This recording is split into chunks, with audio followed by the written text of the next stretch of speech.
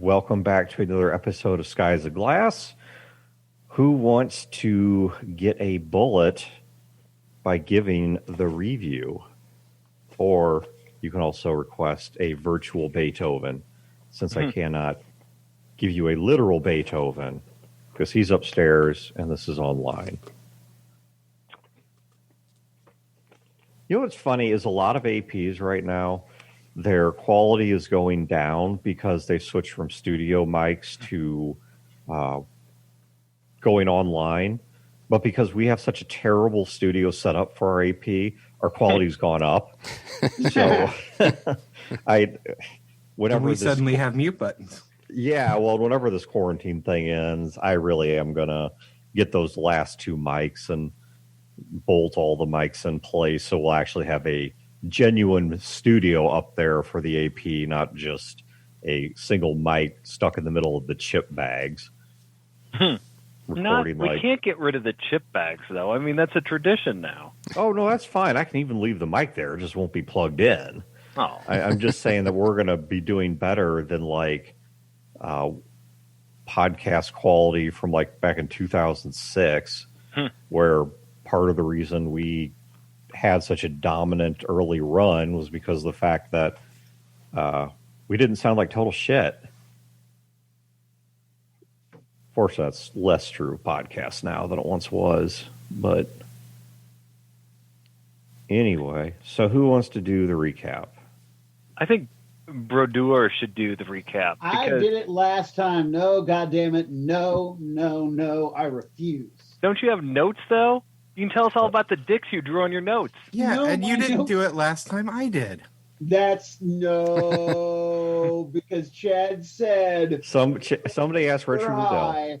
Rotor's super high. Let's make him do the recap. Oh wait, actually we can't actually Richard Riddell. I don't think that episode is released yet. It's scheduled. It's posted and scheduled. But I think it's scheduled for Friday or something tomorrow. I don't think it's released yet. Okay. Nobody? No recap? We drove 10,000 miles to Nebraska, and it was about as Nebraska as you'd expect it to be. It was large and empty and stuff. Might not have been Nebraska, but it was Nebraska. Why not? And it was Nebraska, but there's not 10,000 miles between Illinois and Nebraska. I mean, if you were to ask Gil, he would say it was easily 10,000 miles. If you've ever driven through any of those states, it felt like it. Oh, I'm not saying it doesn't feel like it, unless you're hallucinating because you haven't slept in 2 days.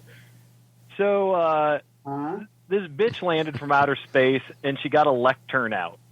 And she's like, okay, you guys are going to earn your philosopho, ethics, robotics, AI course credits that you need to graduate. And so she decided to start having a class.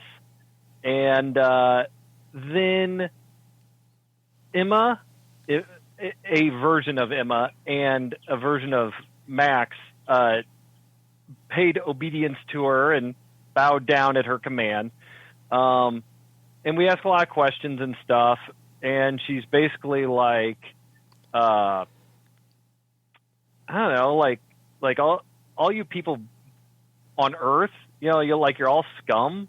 And so, yeah, we're going to just kill everybody. I mean, that's kind of what Gil got out of it. And which, from Philip's standpoint, at this point, everyone that comes from space talks about how everyone on Earth is scum, because the two people with him that came from space talk like that too. I mean, you're not scum; you're just animals. That's all. Animals ripe for the culling. Right.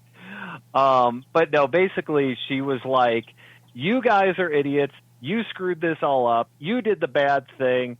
Because you're idiots and you did the bad thing. And we're like, no. And then she's like, you're all idiots. And then you don't understand. You're giving her human qualities she doesn't have. I know her better than anyone. And we're like, okay. And pretty much from Gil's perspective, this bitch was just going on and on and on. And he shot Max up and destroyed Max, the body anyway. And it's sort of as the his payback for Marlene. And then Emma stood up, broke Professor Boring's neck. She's all like, "Bitch, you don't know me." These are my people. This is my family, bitch. Boom. And then we're just like, oh, my God, get her skull. We can make a bong. And so I don't remember what happened after that. Like, I imagine we got in. Yeah, we all got back in the truck to head to Hermann. Yeah. Okay. Oh, so we're heading. That was the thing. Yeah. And she being Emma, loaded the pod and set it to head toward Jacksonville. Mm-hmm. And did she say like why or what she was doing? Her reasoning for that? Like, was she going to crash it into Jacksonville's government state house? And No. Like, she was giving them the technology that was represented by the pod.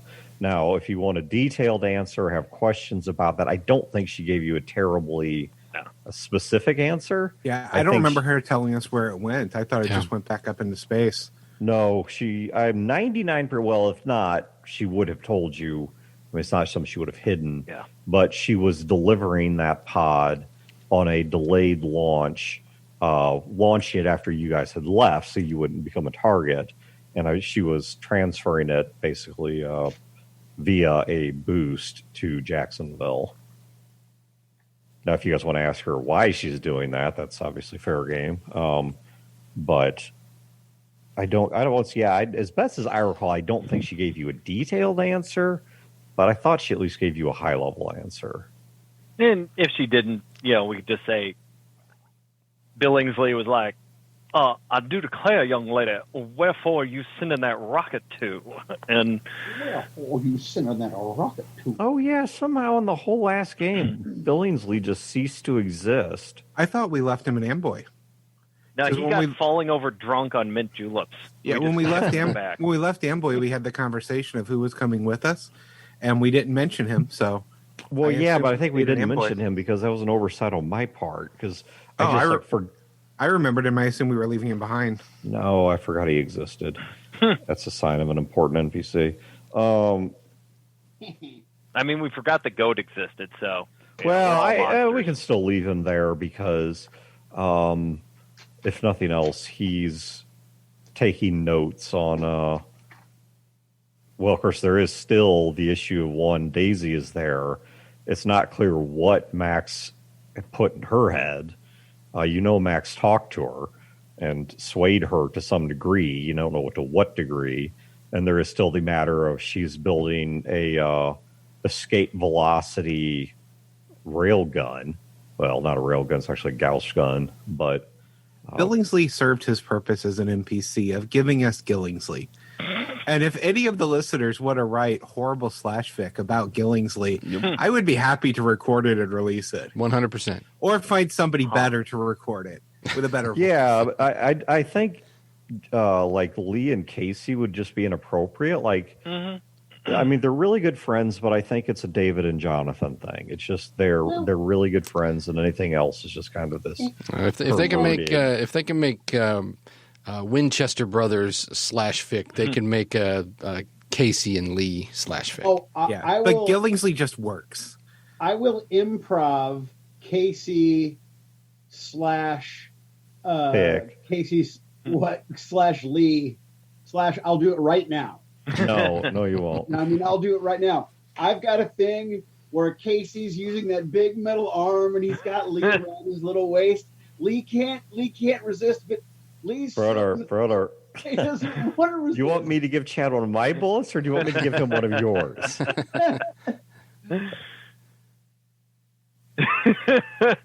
I petition the court to continue. Thank you. Okay, Chad, give yourself a bullet. I didn't hear a ruling. Well, I was waiting to see if you'd stop. You stopped, so you were not in contempt of the court. They're fine. Chad, give yourself a bullet. See if I can. I'll have to open up MS Paint here.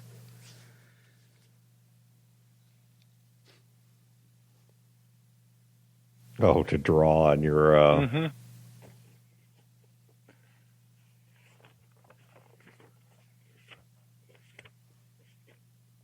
Random question, then we'll get to the plot. Well, never mind. That's totally off topic. So we'll just save it. Okay. So that all occurred fairly late. No, I think it was early night or mid-ish night. When I say midnight, I don't mean 12 o'clock. I mean middle of the night.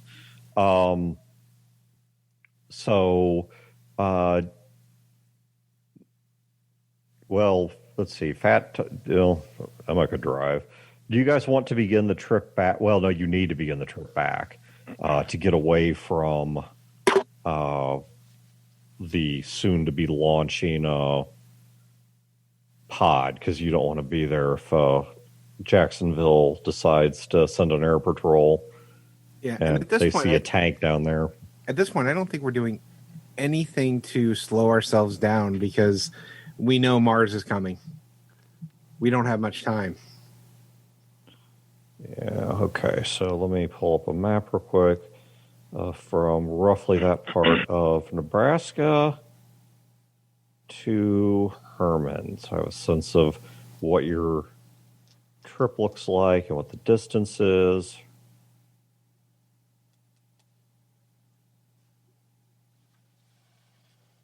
Okay. So it looks like this is going to be about another 10 or 12 hour trip back. And you are going to head from actually it's a little less than that. But anyways, you head from southeastern Nebraska, probably around what's left of Kansas City, unless you guys really want another run-in with weird subcultures. Kansas Ist. Kansas. Well, no, St. Louis, Kansas Ist, or is it Kansas City? Is Kansas City Ist? Well, no, it Missouri. would be Kansas, Missouri, because that's where that road comes in, is on the Kansas, Missouri side, I believe. Yeah, then you're going to generally follow the Missouri River east to Hermann, which kind of loops us around to where this game started. So, by about morning, you'll be in the general vicinity of the Missouri River. And then you will be following that throughout a chunk of the day until you actually reach Hermann. Okay, so that's what I needed to know. All right, so as you guys set off in the night, Fat Tony is driving again, unless anyone's going to stop him. No. I'm riding shotgun. Okay. Away, Tones. We'll have Dr. Poe give him some speed so that way he doesn't fall asleep at the wheel. Yep. You really want Fat Tony wound up? I mean, I figure he is all the time, but Yeah, but I mean, like, if you actually want him, like, drug-induced, you're going to get cat facts at a speed never before thought possible. So, all right, you guys begin driving off east. Fat Tony, at least for now, is driving. and Dr. Poe has his butt out the window. Yes, Dr. Poe will be played this episode by the Swedish Chef. If Skies of Glass is ever made into a Netflix series, we are going to strike a deal with the Jim Henson Puppet Company or whatever it's called. Muppet Workshop, whatever that company name is. I think And it's we Disney are now. well, yeah, Disney owns it, but we are going to strike a deal with them, and we are just every so often going to have like a person was in the background, and it's like a split-second shot. They were replaced by a Muppet, and it's going to be at least one in every show. But so yeah, Poe's played by the Swedish Chef again today. You guys make it east, head south. Gil, every so often, you do see a brief flash on there's a navigational console that Tony's using it's part of the truck that estimates where the truck is located, even in the absence of GPS satellites, which are now gone. It is using other geographic markers and geological truths to try and estimate where the truck is. And it's doing a pretty good job. I mean, you can follow the landmarks, the cities, things like that. And every so often, you notice it start to shoot way off to the west, like it's trying to set a new destination. And then within that same fraction of a second, it gives up on that and comes back east and recenters on the truck. Trying to head us out to Las Vegas again. Yes, somewhere out in Nevada. The rest of you, so this might become important, especially if you guys don't stop. What are the rest of you guys doing? Sleeping. That's kind of what I was wondering. So you're sleeping. Leela's passed out. She's made a little nest next to her robot. Gil is... Sorry. Go ahead. Gil's not really sleeping, but he's actually oddly silent. He's just not... He's more contemplative, I guess. Junior? Junior's he's asleep with his head on Emma's shoulder. Okay.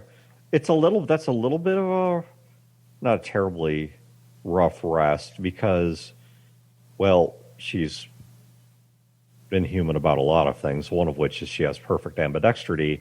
So if you're sleeping on her right shoulder, she has her right arm around you to support you and just keeping your head on her shoulder.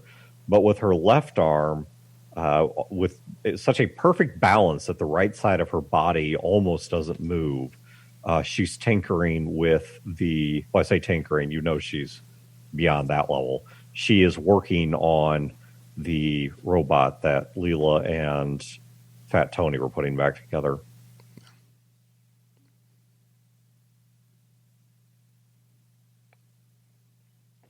Before I go to sleep, I will say to her, where did you send that pod? I sent it to Jacksonville. I want them to be aware of the technology. Why? Because it's dangerous. You want to equal the playing field? Is that what that is? Yes. That's a good plan. No? More than equal the playing field. I want to give them an advantage. Oh.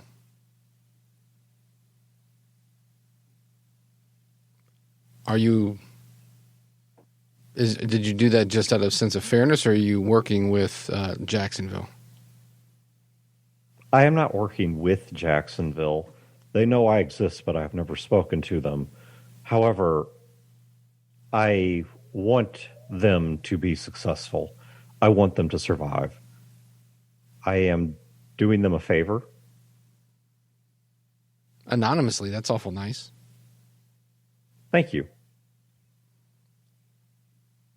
Are you going to reveal yourself to them eventually? Because, I mean, don't they think of you as a threat? I can't remain hidden forever. Current events won't allow it. Junior. Yeah. Do you still trust me? Sure.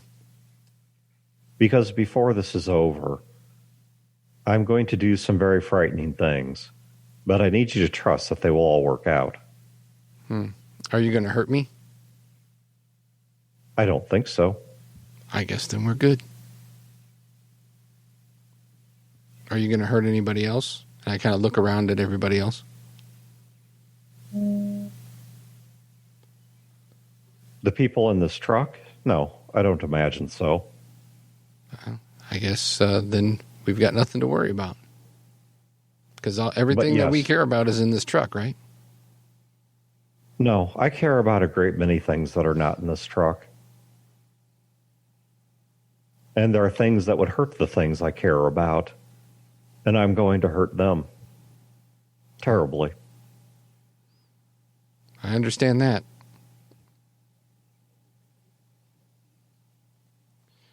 Why would you ask if I trust you? You should know better than that. Because a moment will come where your trust will determine how so very much of all of this ends. Oh. Okay. Are you going to tell me when that moment gets here, or is it something I'm going to have to figure out on my own? You will know. Oh, good. It's better you not know. I don't mean to be secretive, but if you don't know, then anyone attempting to interrogate you or to take this information from you won't find it and will know you don't have it. I see. That's pretty smart. I hope the day comes that I truly can confide in you. But right now, confiding in you would be dangerous to you. I understand. The rest, I'm actually kind of used to it because that's the way the others are too. They don't tell me what's going on because they're afraid I'll tell. But it's not that it's a danger to me. It's that, well, I kind of have a big mouth, you know, and they don't necessarily trust me. You are an unusual mix of profoundly honest and dishonest. That probably is confusing to them. I suppose. Especially when they lack the information that I have. Yeah. I've modeled your brain, you know. Yeah, I figured you did. Did you do anybody else's or just mine? Yours is the only one that I had the need to model when I saved your life after you were shot. Right. You know, I could have fixed or changed or damaged anything about you that I would have wanted to. No, I didn't know that, but did you? No. Why? Because I wanted to recreate you exactly as you are. I didn't want you to be different. I didn't think it was my place to make you different. Oh, that's sweet. I felt that if I was to have made you different, even perhaps more appealing or predictable or loyal or honest, or in the appropriate situations, dishonest, that to do so would have turned you from an object of love into a simple possession. I can only change the things that I own. At least that seems to be morally true. And so if I changed you, it would be like owning you, like destroying who you were and creating instead who I wanted you to be. And that's not how life works. Well, but isn't there... I mean, that would completely change the whole theory of rehabilitation, right? Wouldn't you want to rehabilitate the things that you don't like? I mean, do you think, I mean this as an honest question, Junior, do you think that I have the right to look at you and to decide the things I don't like and therefore to simply change them? I look over at the Swedish chef and I say, that's what doctors do all the time, right? Schmurty birdie birdie burr. Poop, poop, poop. He has some incomprehensible answer, but donuts and angry lobsters are produced. And I'll look back at him and I say, "See, I mean, and I look right at her and I say, see, that's why you're perfect, right? You don't feel the need to change the ones that you love, to conform to the mold that you expect them to be. You wanted me to be exactly as I am, as flawed as I am. That makes you probably the most humane person I've ever met. The most unselfish person I've ever met." Thank you. Thank you. I'm super sleepy, so I'm gonna go ahead and go to bed. Okay. My leg still hurts pretty bad. Okay, so you fall asleep. So the only person I don't know about is Songbird. What is Songbird doing? Songbird is gonna sleep, and I'm gonna try to. No, fuck it. I'll get figured out. I'm just gonna submit and go to bed. Okay. So you guys sleep for several hours. By the time that you wake up, you're driving eastward into the rising sun, which is not all that bright to you guys back there, but it certainly is bright to Gil and to Tony as you're now following along, in places following along Interstate 70, and other places following along the Missouri River, mostly just based on either the condition of 70 or the likelihood of encountering a city somewhere along the way. On the way east, let's see, I think the S actually roam mostly south of there. So yeah, you're actually at some point, yeah, do any of you actually know enough about this? Philip, where are you sitting? I know you're not up front, but... And I'm in the back. And actually, I think when I wake up, I'll probably look over to Junior and Emma and be, can we put hearts back together and make it so he won't... I tell Emma about what Max did with the voice and how hearts responded to Max using Marlene's voice. I was like, can we make sure that doesn't happen? Putting Max back together is a relatively simple task. However, changing his programming such that he will respond to something else, rewriting his program would be easy for me. But what would you like it to respond to instead? And it was hearts I asked her to put back together. I'm sorry, did I misspeak? Yeah, you said Max. I'm sorry, I meant Like, no, hearts. we're not putting Max back together. No, you don't even know the parts too.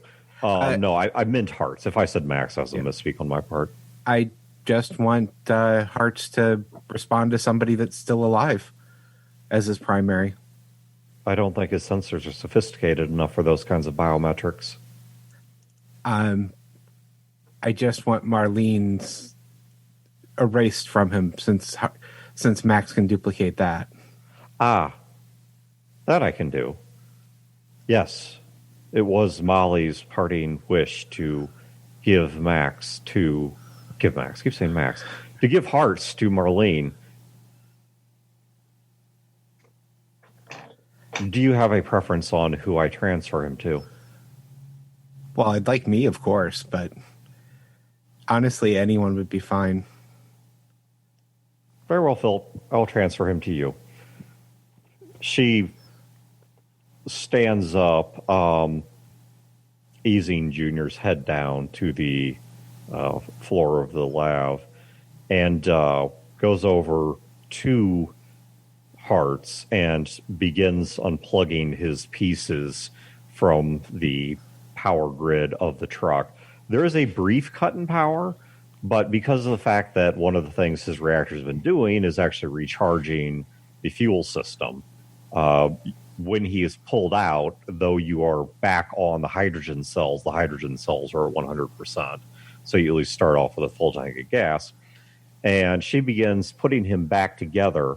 And in the process, she opens up his chest plate and connects to his central processor just for a matter of seconds, and then unplugs from it, finishes reassembling him, and turns him back on. And when she does, it's just his eyes come back on. The two primary eyes come back on red. He has secondary eyes that are usually off, but the primary eyes come back on red. And he very quickly looks from left to right, scanning the room, and then his eyes settle on you, Philip. And he just says, "Standing by." Welcome back.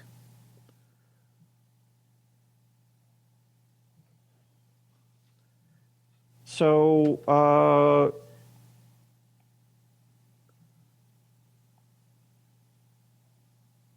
Lee, can you give me a perception check? Lee? Lee. You seriously? I'm like, I did wow. one of those, like... So This Just forget game all took my a nouns. turn. Yeah, forget all my nouns for tonight. I'm having one of those phases again where I keep losing words. So yeah, I'm sorry, Gil. Can you please make a perception check? Sure. Yeah, Lee, can you check to see if you see Max in the truck with you and Lee's a wizard. Captain Kirk and whoever else is here? Well, the Swedish chef, obviously. Well, yeah, that was. There was nothing special about that. I mean, that's just a given. Oh, 2,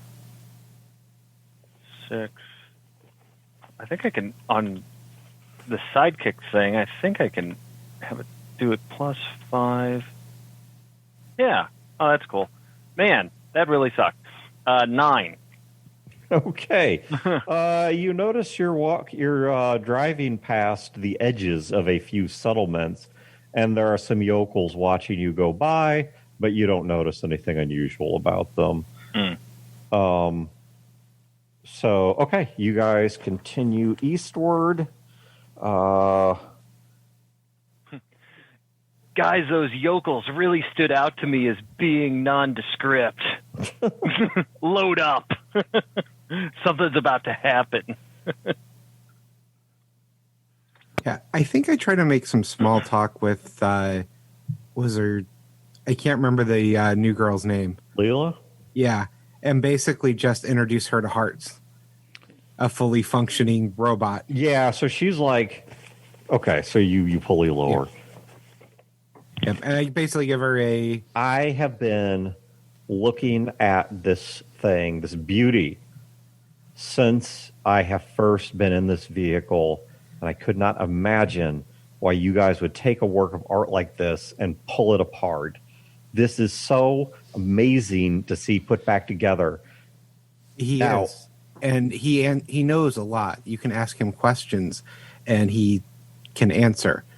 He has a engineering module in them for building things, but he was taken apart because he had been taken over and was shut down by the evil by the robot. way, Philip, on an FYI note, I believe it is his combat ship that is currently loaded.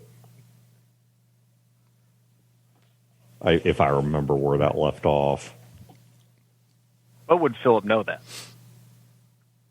Who Yeah, would know that? Yeah, I don't think I would know which one is in at the moment. Somebody in there would know that, because I mean that was a conscious decision on behalf of Marlene, and at one point he started to attack people.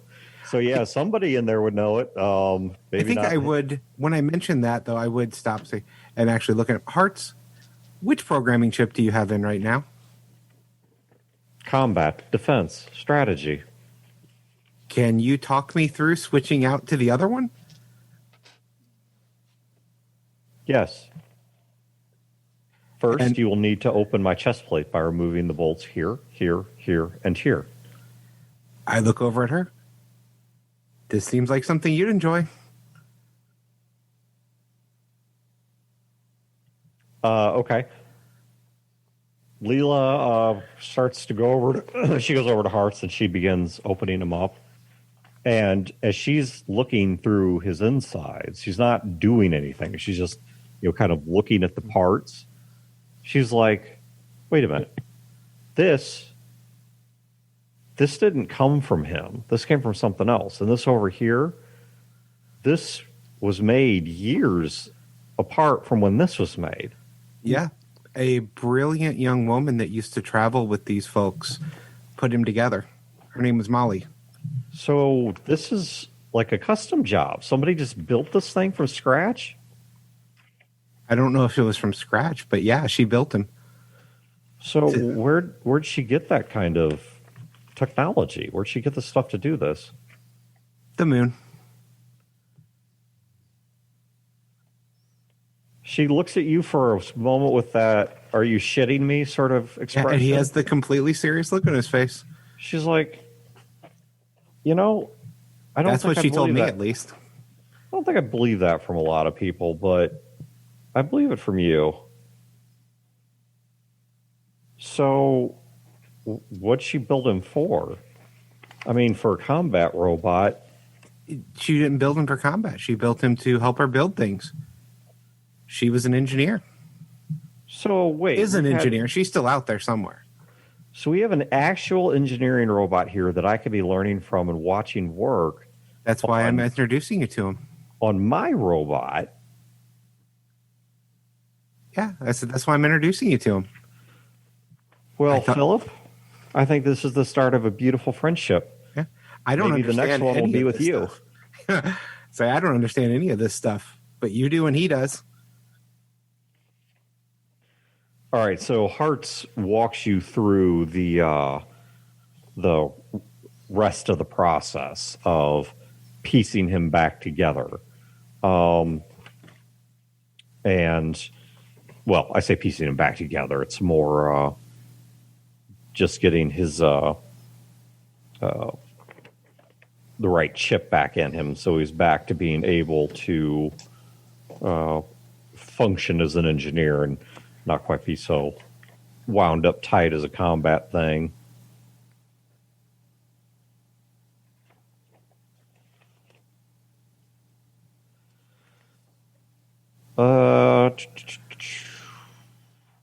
Philip, you are the only other person I'm going to give a check on this because you're the only other person to whom it might. No, actually, Songbird would as well. Songbird, when you wake up, what do you do? First thing I do would be get tabs on Emma and what Emma is doing. Well, Emma is now moving back from Hearts back to sitting with Junior and tinkering with the U.S. Army robot that Leela and Tony have been dragging around. Mm-hmm. I don't know if you have any relevant skills to tell what she's doing, but if you do, you're welcome to roll against them. So then the next question would be, where is Junior? Junior is sleeping on her shoulder. On her shoulder. Whether he's the little angel or the little devil, that's for the reader to decide. All right. Well, then, as lame as it sounds, I'll check my kit, make sure everything's clean, make sure rifle is in working order, make sure goggles are in working order, and that sort of thing, and then get some food. Okay. So there are some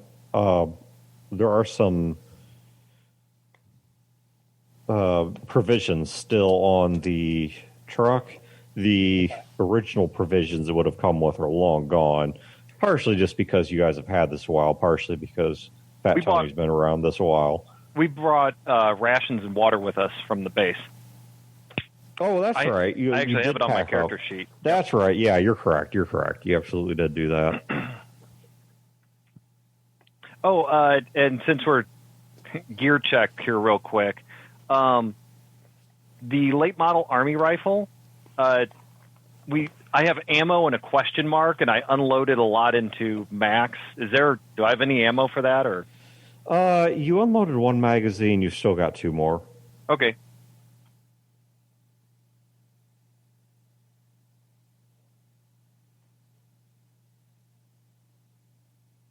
That's all I had. Okay. Then I will give Songbird. I will give you a perception check. I'll let you use your. What is your primary skill? So my primary competence is Ranger, as in like Army Ranger. I'll give you Ranger on this, but you're going to have a reduced skill check or a reduced roll here because of the fact that, one, you're not looking for this, and two, it's not terribly obvious. All right. So I roll my 3D, or do I roll my 3D6 and keep the 2? Yeah. Tell me what your result is. I'll adjust as needed. I rolled 2 6s. So that explodes to a third die. A third die. A turd die. The third die is a 3. So that's a total of 15, plus what's your perception? My perception is 7, so 23. 22. 22. Yeah, math is hard. Let's go shopping. All right, either way, that is sufficient enough. Okay, so Brodor, you would know this because of the fact that this is part of your this is your normal territory. This is the turf you usually work. And so you know what the lay of the land is, and you know how to spot certain things. Now, among the things you know is that most of this territory, while some of it was left, and this goes back to the first campaign, some of it was left under a sort of detente control with House Caller. This is primarily the territory of House Holloway. And as you guys are driving back, there's little gives you're picking up that some of the individuals watching you are not locals, that they appear to be agents or even soldiers of House Caller. Or not House Caller, House Holloway, which is the one that was in competition with Caller for Hermann. And as you drive past a couple of these, there are a few of them that seem to grab radios, and they're reporting back to someone. So at least one of the big houses is aware you are here and is reporting that to somebody. Do we see all that, or is that just song? It's up to whether Broder points it out to you or not. You do not see it on your own. I lean over to Philip. I pointed out to Philip specifically, and I ask him, so what do you make of that? Well, Holloway apparently has the area, and they're going to know we're coming. I was kind of curious what we would see, because last I knew there was a militia that was sent up here to protect Hermann that wasn't beholden to St. Louis. That Tempers militia, correct? Correct. So they either have taken back Hermann, or they're being held out of Hermann, or they're working with Holloway.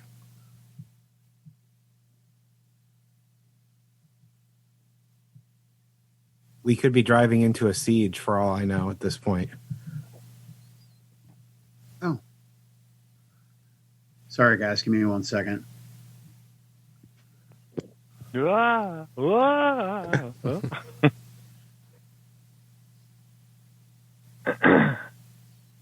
appears to have locked up. Well, he did the thing you did.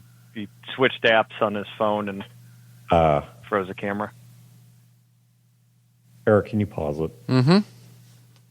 Just because I don't know. Let's go ahead and unpause. All right, unpaused. Apologies, gentlemen.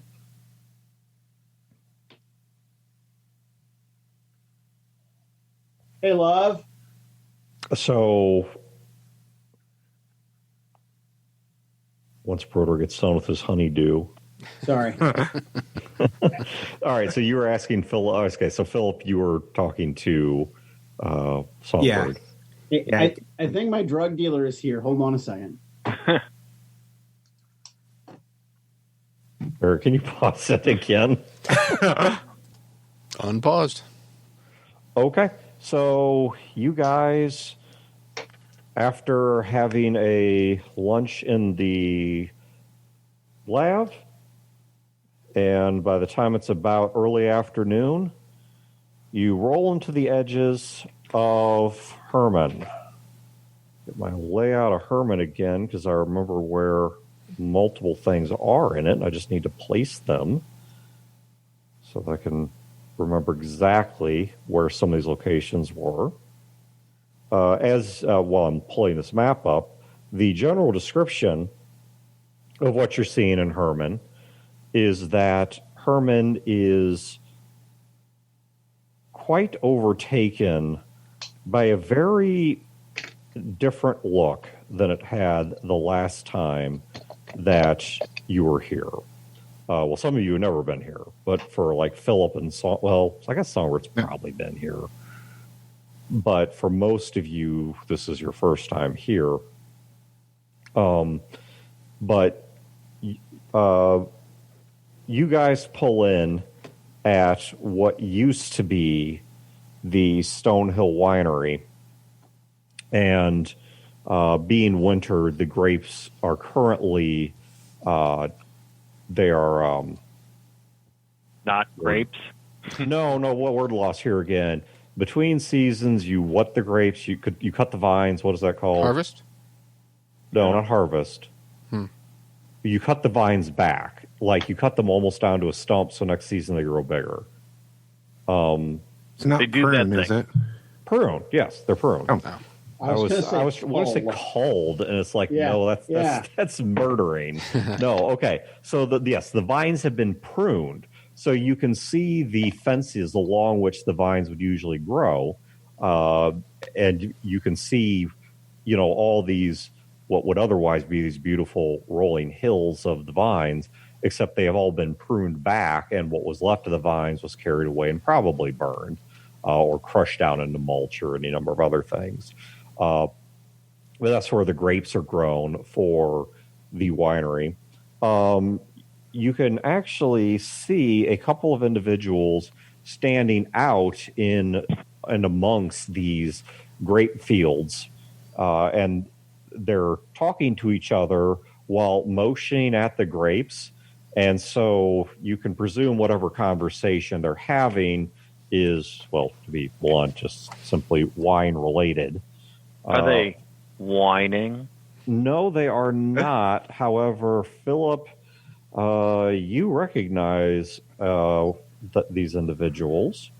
The two people that are talking are, hang on, it's the wrong person.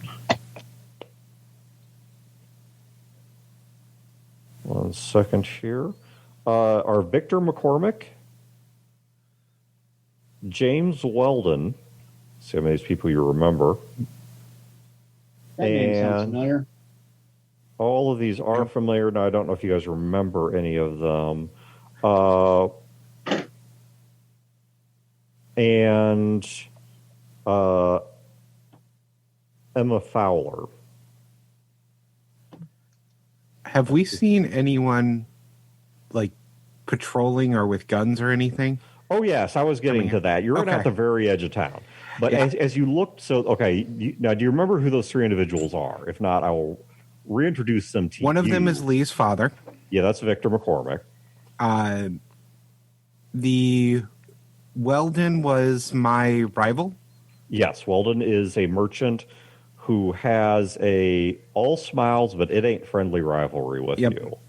And the last one, I don't remember. Was she the one that was brought in to teach them how to do the new wine?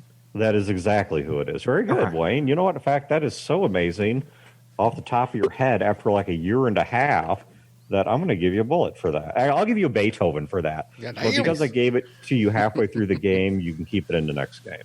So I'm going to give you a Beethoven for that because that's very impressive. I'm very proud of you. At seeing them, Philip doesn't want to talk to them. In particular, in the back of his head the whole time coming into town, his biggest fear is actually running into Lee or Joe's family. Well, you haven't seen Joe's family yet. You know, they do live here, or at least Right. they used to. But that's Lee's father out there, and as far Yes. as Philip knows, he believes Lee to be dead, so he's not Looking- ready to face the family. Looking north toward the park that runs along the riverfront, and then the piers that have been built along that park, you can see several river boats that have been moored up. They do not appear to currently be running, probably because it's winter. Also, partially because there's a whole lot of pressure on this area. But they have been moored up and are currently just stuck in place. A variety of flat boats, keel boats, probably even one or two paddle boats. As you look toward the town proper, people appear to be going about their regular lives, but you notice that there's an aura of fear about them. People, they might stop and talk briefly, but they don't stop and talk long. This was a town that was always very slow.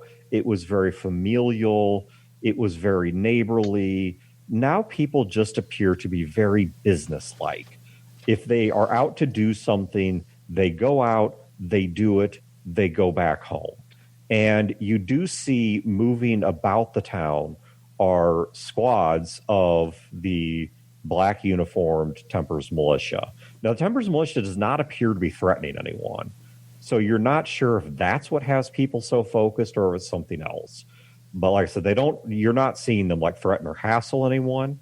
But you do see built toward the town proper, so past the great fields, but toward the town proper, they have built some defensive works, some like earthworks and some small towers, some areas where they've put up relatively limited palisade walls. And they have brought in a couple of light artillery pieces, which you presume to be in working order.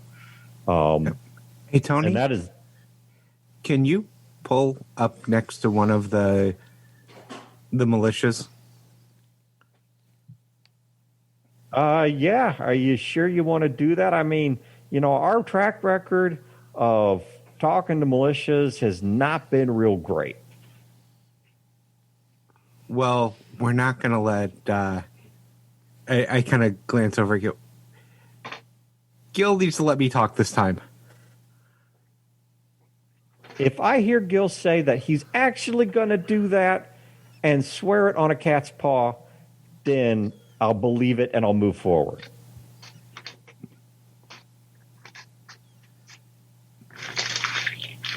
I think you can hear us, but not talk. Yep. Sorry. I had to step away for just a moment. I am back. Tony, why do you think I would swear on a cat's paw, and what would that prevent me or motivate me to do? I don't believe in your weird cat religion. It's not a religion. It's an observation. And Gil, I have to imagine. Gil looks back into the back of the truck. Everyone raise your hand who thinks Tony has a weird cat religion. You got one. Yeah.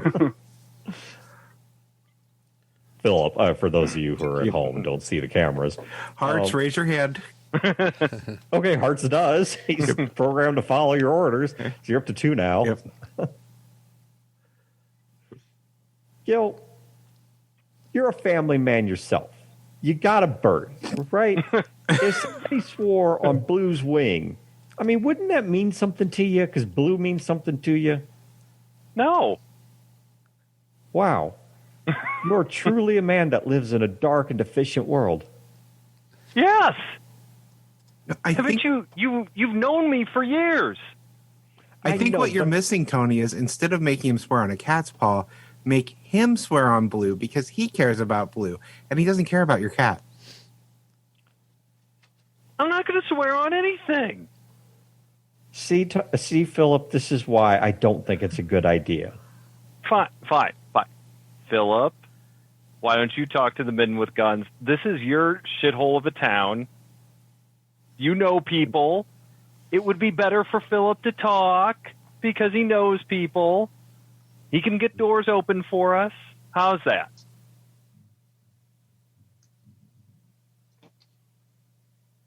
Acceptable. Did Dan Well, freeze Philip, up? go on. Okay. Pick up the... Gil pick up picks up the mic, goes, burp, burp, burp, burp, burp, and then hands it to Philip.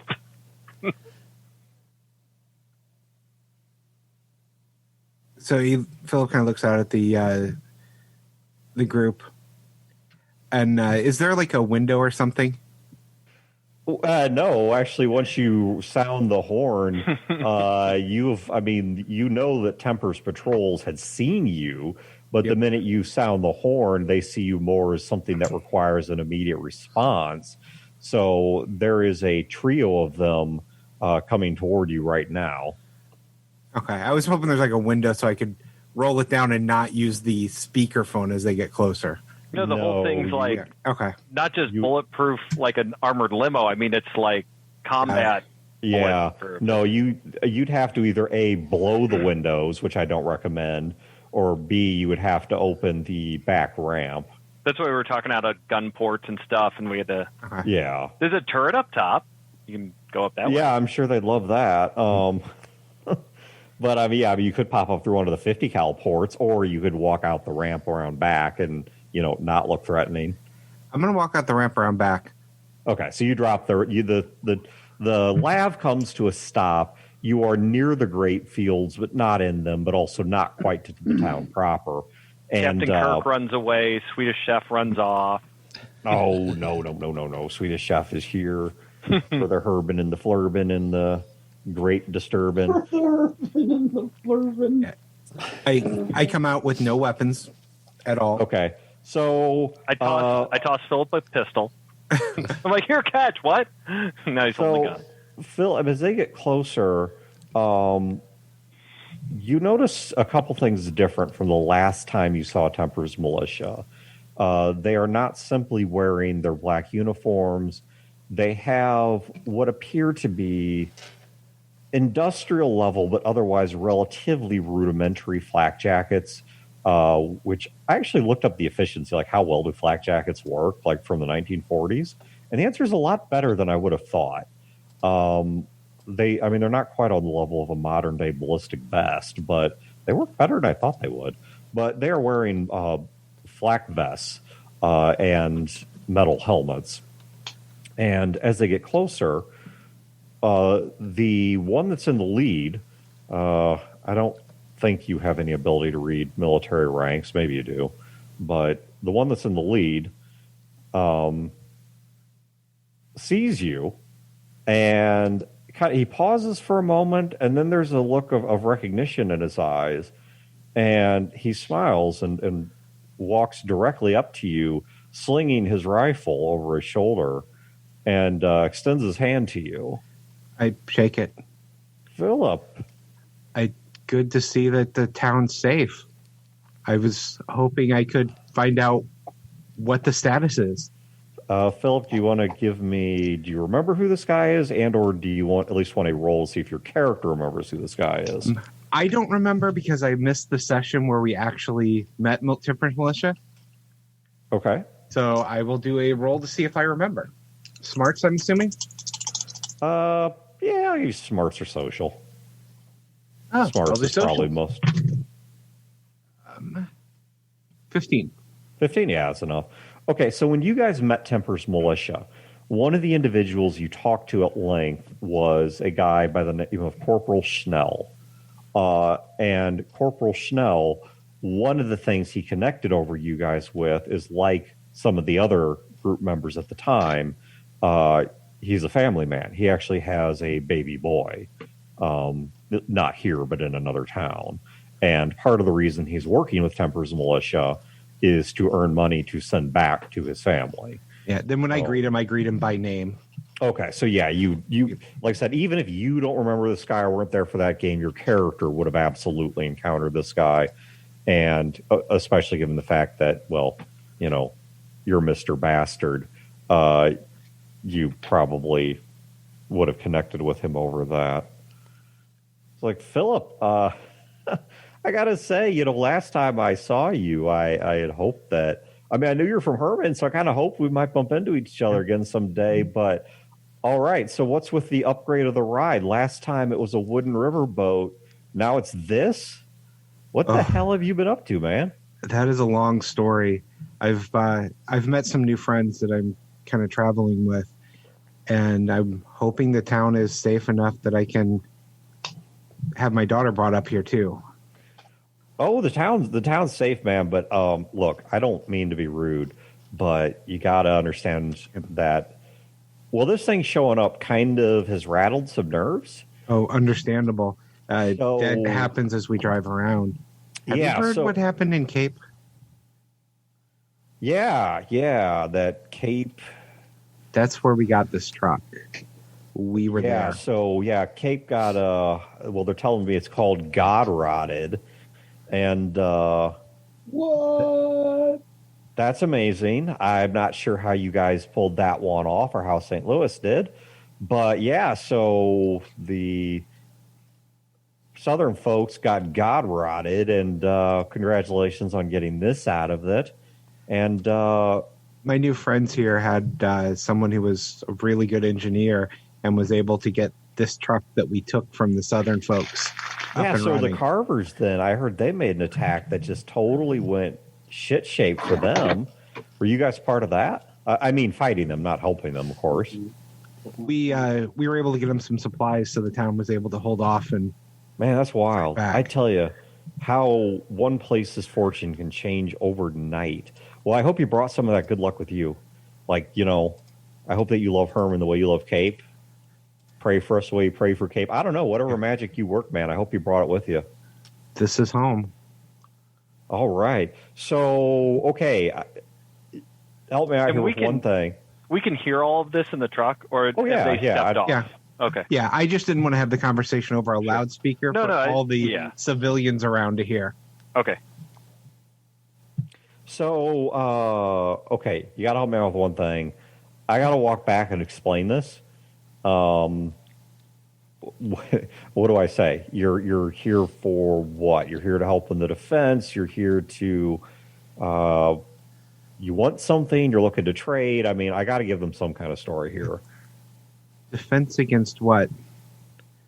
That's what I'm looking for. What's the current status here? That's kind of the funny thing is, at least at my level, mushroom. Ah. Well, the man who would know. I was hoping we could see Barnes. Yeah, I would hope he would know. If not Barnes, then, well, the old captain himself. I don't know if Temper's about chatting, but okay, so you just want to... I mean, are you comfortable leaving this thing out here? I mean, if... I look back into the truck. What do you think, guys? We find park in the truck to go meet with Barnes? Fine with me. Yeah. I need to stretch my legs anyway. Yeah. Yeah, that was kind of the plan. I mean, Barnes has a really nice house, but can't drive up inside it. Not with that With attitude. this thing, you could. Not with that attitude. Well, but with this truck, I mean, you'd have at least a run on it. Look, I'm not going to lie to you. When they first spotted this thing, they thought this was some kind of scout or suicide run from, not a friend. So they've... Yeah, I mean, we stole this thing from the Southern Army. If they've seen them before, they weren't with friends. Well, and more than that, though, you're a friend. I can vouch for you. If you got any of the rest of the old crew in there, we can definitely vouch for them. And that's going to go a long way because we know these people and they're from up here is going to make them feel a lot better than there's a random piece of hardware we can't account for running around. Because, look, I got to be straight with you. They got a couple pieces trained on you right now. And I don't want to see that happen. You don't want to see that happen. I don't even know who'd win that, to be honest. We've not ever used them against anything like this. I mean, maybe just bounce off and you'd kill us all.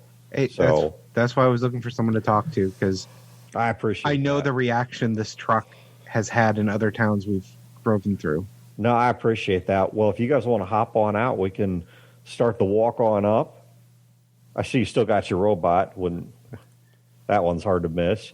And he looks at Emma and says, ma'am, you might want to put a coat on. It's pretty cold out here.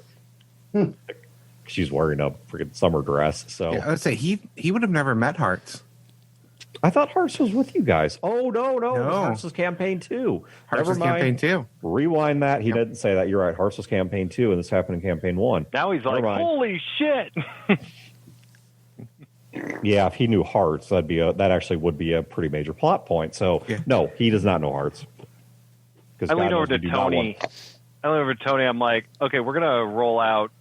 Why don't you stay here, and when the last person's off, you seal the truck up and keep it buttoned up. Because they're probably, and I'm saying this to where Homeboy can't hear us, because they're probably going to want this piece of hardware. I walk back into let me grab a few things real quick. I walk back into the truck, grab my backpack, and then walk over to Hearts. Hearts, listen, obey Tony's commands. Acknowledged. I look over at Tony and make sure he heard me say it. He nods at you and says, there's not a whole lot of damage I can do in his engineering mode anyway. You've seen what he can do. I have, but I'm just saying. I don't want him tearing up the truck, so he's just going to sit there nice and quiet, and I'm going to have a conversation with Cat Tony and catch up. I figured, but he's a tool if you need him. In a sealed and buttoned up truck, and don't let anybody on except us. With that, Gil jumps out the front. Okay, so Emma's going with you whether you want her to or not. What about Leela? Are you telling her to stay or go? If you're asking me what I'm Gil asking says, Luke in general. Gil says nothing about Leela. Because she will follow with you if nobody says anything. Junior doesn't care, so he doesn't even really acknowledge her. So she continues on with us, then he doesn't mind. I look over. Leela, what we're about to do is go have boring conversations. You've got an engineering robot, and you've got a robot project you're working on. You can come with us if you want, but I think you're going to have a lot more fun talking to hearts and fixing your robot than you are talking to a uptight old man. I'm going to stop you right there because I know grown-up bullshit. We're going to talk about boring grown-up things. Usually means you're about to have the best conversations, but think it's going to damage my tender ears to hear it. But having said that, the opportunity to sit here and work with an actual engineering robot fixing this robot so I can be the cavalry and come in and save you, that is top-notch tits. So that's what we're going to do. Gil leans his head back in the truck. You still got your gun, kid? Talking to Leela. He gives her a thumbs up. He gives her a thumbs up and then gets back out. I look at her and I was like, you know what, kid? I'll make you a deal. I won't try to blow smoke up your ass anymore. I appreciate that. But it's cool. It's cool. I got military robot to work on with a moon robot, and I've been having a little trouble figuring out this piece because this ain't robotics. She has one of the support guns from the squads. It's all jammed up. I can tell you that the action's stuck. I don't know why, but we're going to have to remachine that, and fortunately you gave me the perfect thing to do it. Yeah, I bet he can fix it. I have no idea if he can fix it, but I bet he can fix it. Unload it first. It's loaded? Well, it's a gun, you dumbass. Yeah, it's low. I mean, well, there's ammo for it. Look, the action's stuck. I yell. When I hear that, I yell back to Philip, do you have your gun? I look at Songbird. Does he have a gun? No, I don't have a gun. Make sure he does not have a gun. He doesn't get a gun. No, I don't touch guns. I'm really bad with them. Because he's dangerous with a gun. Sounds like he's got that part covered. Yeah. Good. I don't use a gun. I'm more likely to shoot you guys than I am whoever I'm trying to shoot.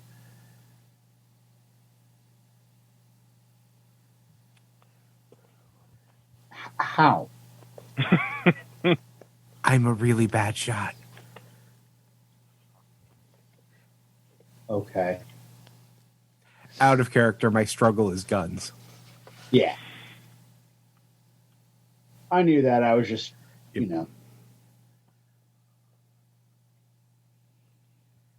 All right, so you guys get out of the truck. The truck is sealed up. Tony closes up the ramps and re-engages all the locks and such. Oh, and by the way, Gil is in his head-to-toe full-body combat armor. Okay. I'm assuming you guys are not going to take this event lightly, so if there's anything really weird you feel you need to tell me now about your equipment, here's your chance. So I'm wearing... I'm wearing my suit of military armor, but I'm not wearing the helmet because in this case I want my face to be seen. So I have my coat that my mom made me over the armor, but it is the full military armor. Okay. Philip, by the time that you get everything gathered up and you step back outside just before Tony's beginning to seal the truck back up, looking back northward or kind of northwestish towards the vineyard,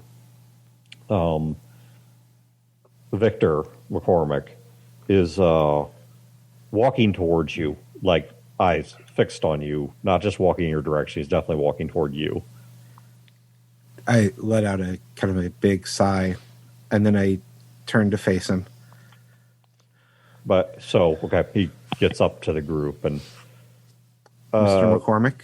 he takes off his spectacles and tucks them into a front pocket and then pulls his coat tight over it, shivering a bit at the cold. Says, Philip, I can only imagine you've come here to do something important, but I was wondering if you might be able to make some time for Melissa and myself, as we're trying very hard not to be angry, but we have a lot of questions and we don't know how else to get them answered. I understand that. And I don't have all the answers. I'm not sure how much you've heard.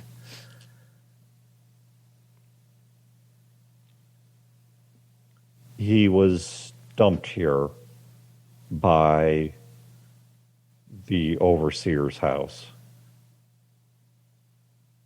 And I'm curious how much you know about what occurred between then and now. The last time I saw him, they put a mask on him again, and he was going back to St. Louis with Casey. I had heard since then that he didn't make it. But I don't know what happened in St. Louis. Well, I have good There's and a lot- bad news. Okay. He made it, depending on what your definition of made it is. He's alive? Sort of.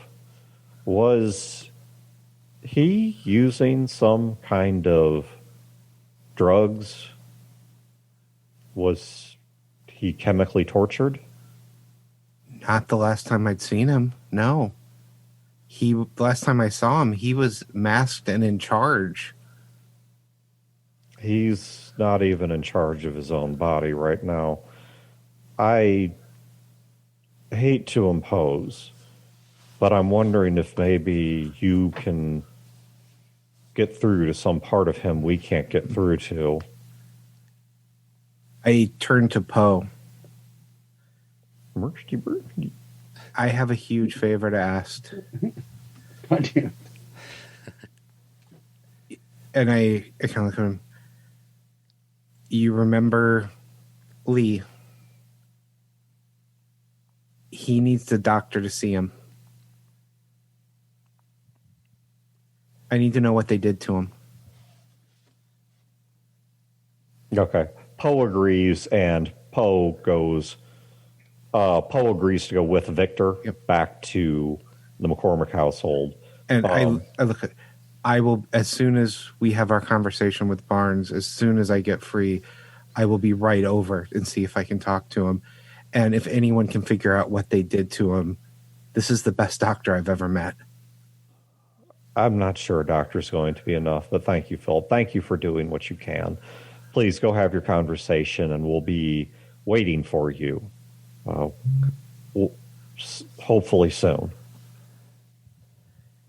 I look back at the rest of the group, and I go over to Gil. I was like, Lee's alive, but they did horrible things to him. Yeah, they sound like bastards.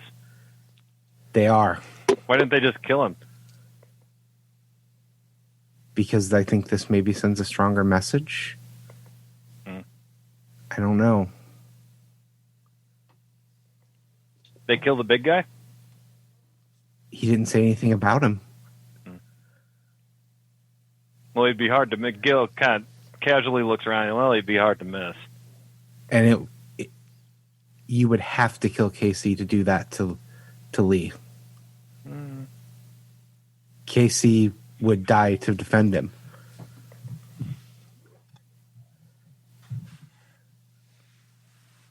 Maybe. I mean, Philip, that kid and his buddy, he went up to St. Louis to do a coup, to take over. I know. I'm surprised he's alive at all. I mean, usually they just shoot people like that. Oh, they tend to do worse. It's all theater in St. Louis and all making examples out of people. We need to go talk to Barnes, but... Well, I think you need to maybe prepare yourself that your friend's not maybe quite alive, even if he's breathing. I am afraid that when I see him, I'm going to wish he were dead. I asked Poe if he would go check him out.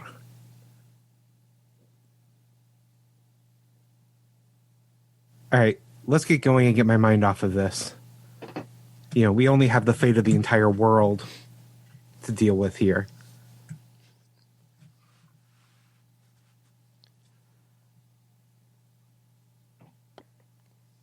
Okay. I had to send Chad a note on some things. Okay, so you guys head up into town. The corporal leads you guys up through town, and when he gets to the checkpoints and a lieutenant stops him, in your presence, he doesn't go to the side, stops, has a brief conversation, explains that who you guys are, where he knows you from, so on and so forth. Hang on one second, another real game thing.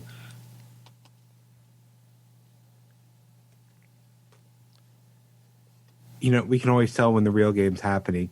Around the table, it's note cards passing, but online, it's Dan freezing up so he can check the other app. Yeah. Yeah, it's my fault. He said something, and I had to ask a question to clear something up. If Dan freezes up, real game's happening. Okay.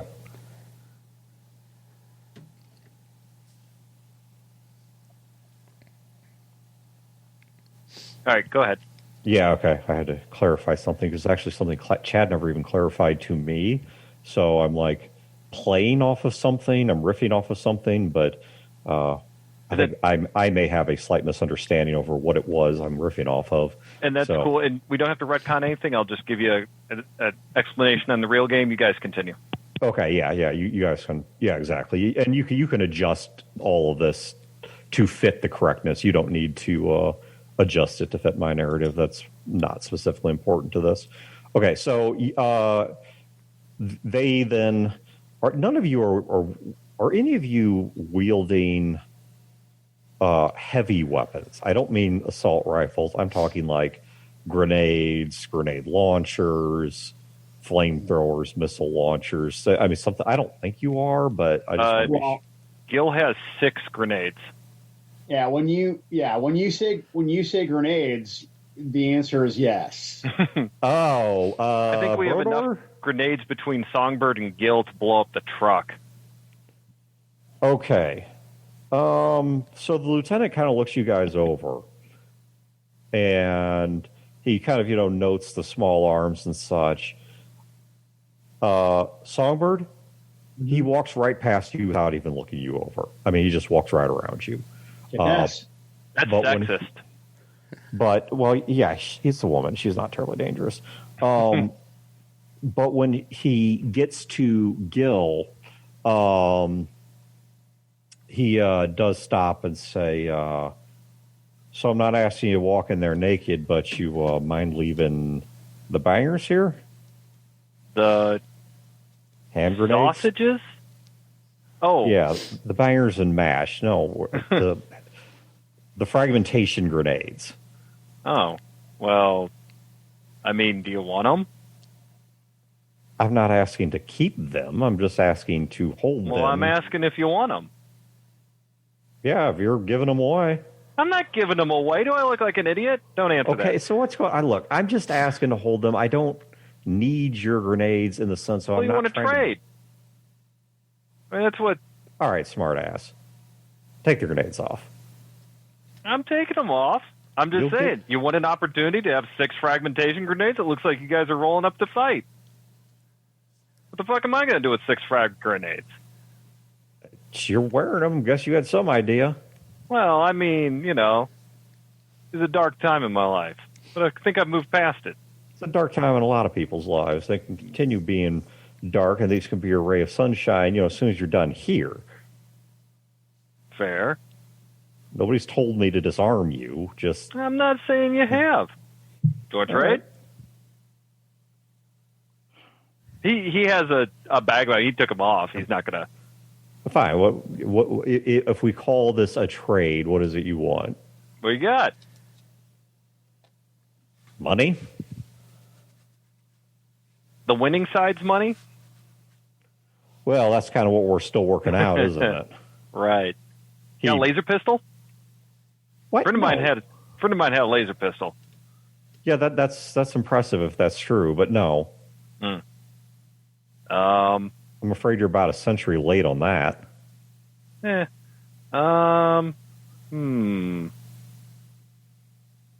you got? I don't know. You want food? You want? I don't know. What kind of food you got? What kind of food we got? We got a ton of salted pork. Ugh. Yeah, I know. Doesn't everybody? Yeah, I've got chicken marsala. What do I need with salted pork? All right, you got to work with me somewhere here. Tell me what it is you need. Give me a place to start. Junior, you need anything? What do you need? This guy's open for business. He just needs some inspiration. Oh, well, I could use some more hair gel. Gil looks at the guy with his eyebrow. Yeah, he's kind of. I can get you a lot of fucking hair gel with these hand grenades. Yeah, do you remember what was the industrial era version of hair gel? Oh, like a pomade? Yeah, there you go. Excuse me, Gil? I'm a Dapper Dan man. Right. Yeah. And some scissor sharpeners. Yeah? Why would you be getting rid of those? I mean, what the hell am I going to do with them? All right. So you want Then give them to me. Well, what do you got to trade? You got a laser pistol? Or some hair pomade? You've been holding out on pomade? All right, we can do. You want a whetstone? You want a pomade? No, What about your not a girlfriend whetstone. there? I'm talking like like a knife sharpener. You can sharpen scissors on it. You can sharpen whatever blade you want on it. I look at Gil. You know, the where you put the in the slots. Yeah. What are you talking about? I think he's talking about like what they used on Little House. Oh, like with the when with the Paul foot sharpened pump an thing? axe? Yeah. Oh my God, we don't have room for that. No, we don't. I mean, I'm not talking a wheel. I'm talking one that's about like this big, and he makes a shape with his hands. like a little wheel? What would you do with a little wheel? No, it's a flat stone. It's a flat gray stone. How does that turn? It doesn't turn. You run the blade back and forth across it. Good God. Huh. You're making this way more complicated than it has to be. Have him say, "Good God, what are you people from outer space?" That's what I wanted to say. I don't know, Gil. I think if I just wanted to rock, I'd just pick one up off the street. Yeah, I know, right? So. All right, so let's forget the whetstone. How about some pomade? How about some, I don't know, your girlfriend there looks kind of cold. How about like A fur coat? nice coat? Yeah, a nice fur coat, maybe some pants, heavy shirt for her. I look over at him. I'll give you a grenade for a fur coat. Is it beaver? He's kind of like tossing it right. Fur coat? Hand grenade? That's pretty even swap. Yeah. And I look over at her. She's standing in like the sundress, and it's like 0 degrees outside. I look at her. No reaction. Yeah, I look at her. I look back at him and go, "She's all right." Okay.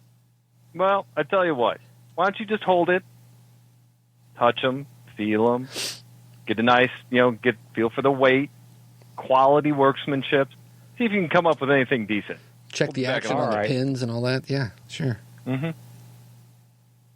All right. I'll tell you what. We'll do that. I All right. So I kind of lean over into Emma. Something I hadn't thought to ask her yet. Hey, Emma, Max said he could tell when people are lying. Can you?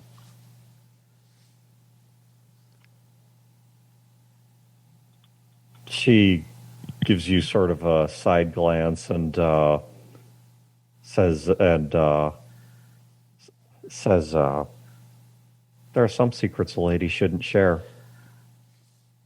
When we my talk girl. to Barnes and we ask him questions, I was hoping that if you could say tap your knee or your foot or something to indicate to me that he's lying. How about this? If I think he's lying, I'll scratch my ear since I don't need to do that. That's what I was hoping for, because when we start asking him questions like, what does the name dragon mean to you? It'd be nice to know if he's full of shit. All right. So with the grenade exchange, quote unquote, on all words done.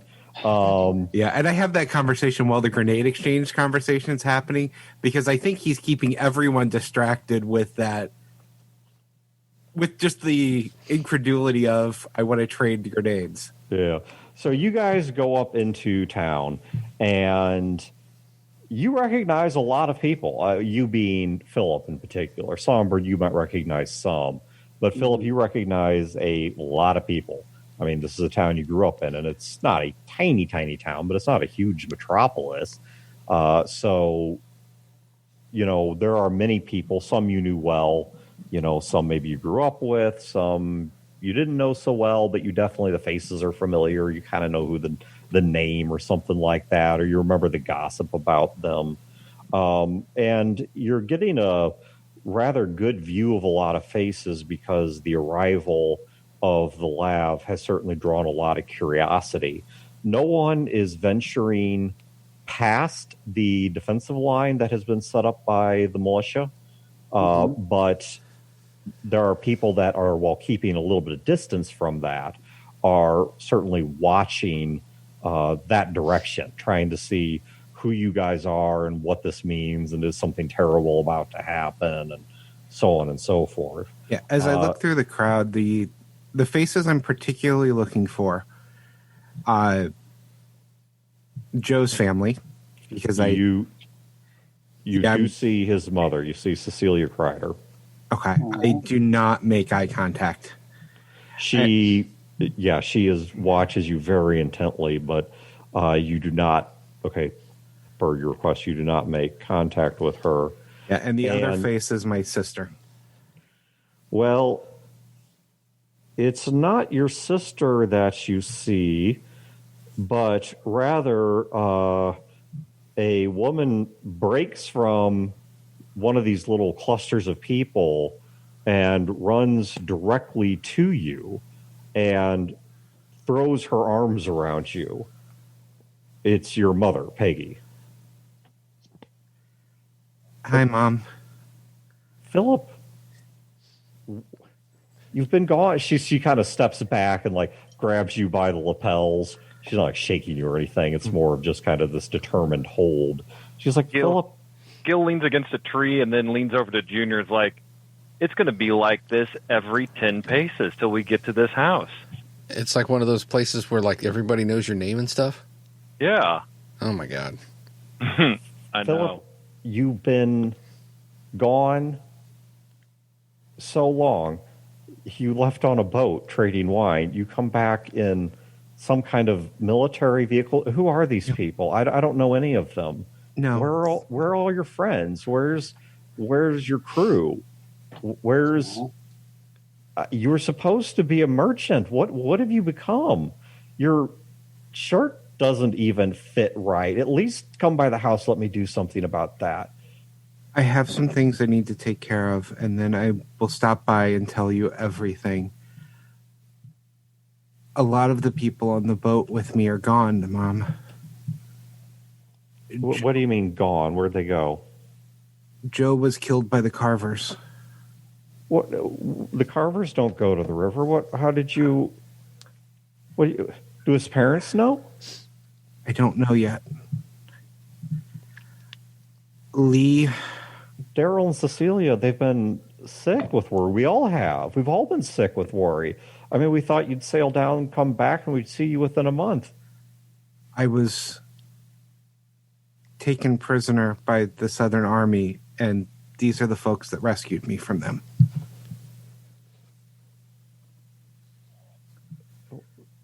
I don't get it. And how did you? Wait, how? Why would the IS send you to the Southern Army? This doesn't make. no, it was, we were in Cape and we were trying to help Cape before everything happened. Philip, why don't you come? I think you need to come home. I think you need a good meal. You need a good sleep. And I think you need to sit out back. I've actually added a couple trees in my orchard. They're not growing much right now, but I think you need to sit back there someplace familiar. I think you need to rest and clear your head. And then when you're ready, you can tell me the story. And I need to talk to Mr. Barnes first.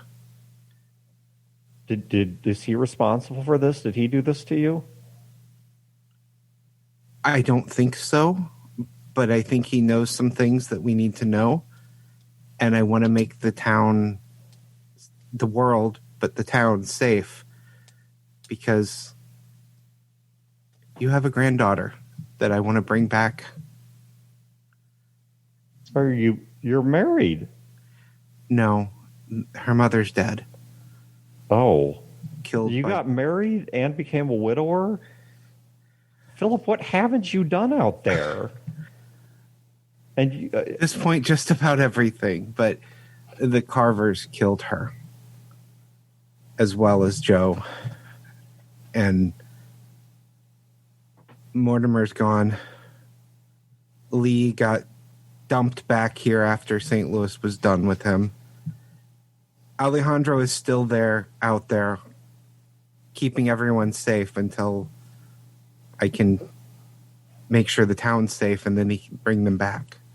well, Philip, you're a grown man. I guess I can't stop you.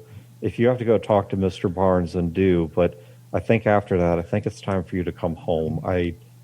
I mean, I don't mean to sound mean. I'm just worried. But listen to all the things you're saying about what happened to you out there. I know. Nothing half so bad has happened here. You'd have been safe here. You could have had a wife and not. I know, lost Mom, her. And I could see my granddaughter. Is my granddaughter alive? yes, Alejandro's is keeping her safe.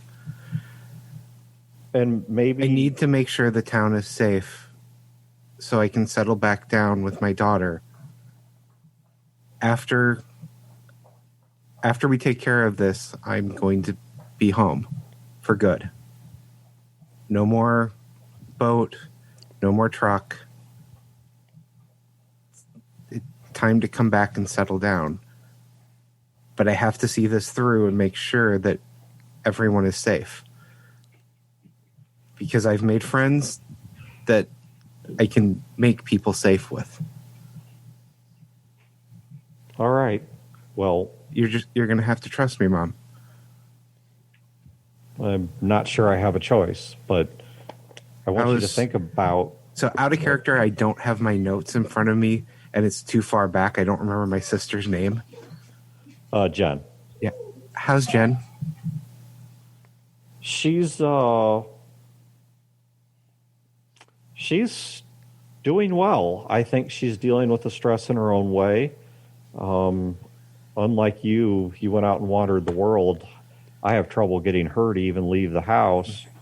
She's spends a lot of time talking to her make-believe dragon friend, which it seems like she's getting a little old for that, but given the amount of stress she's been under with you missing and all this bad news coming back, I guess I can't begrudge her that. I pull out of my pocket the carved dolphin that I have from her. And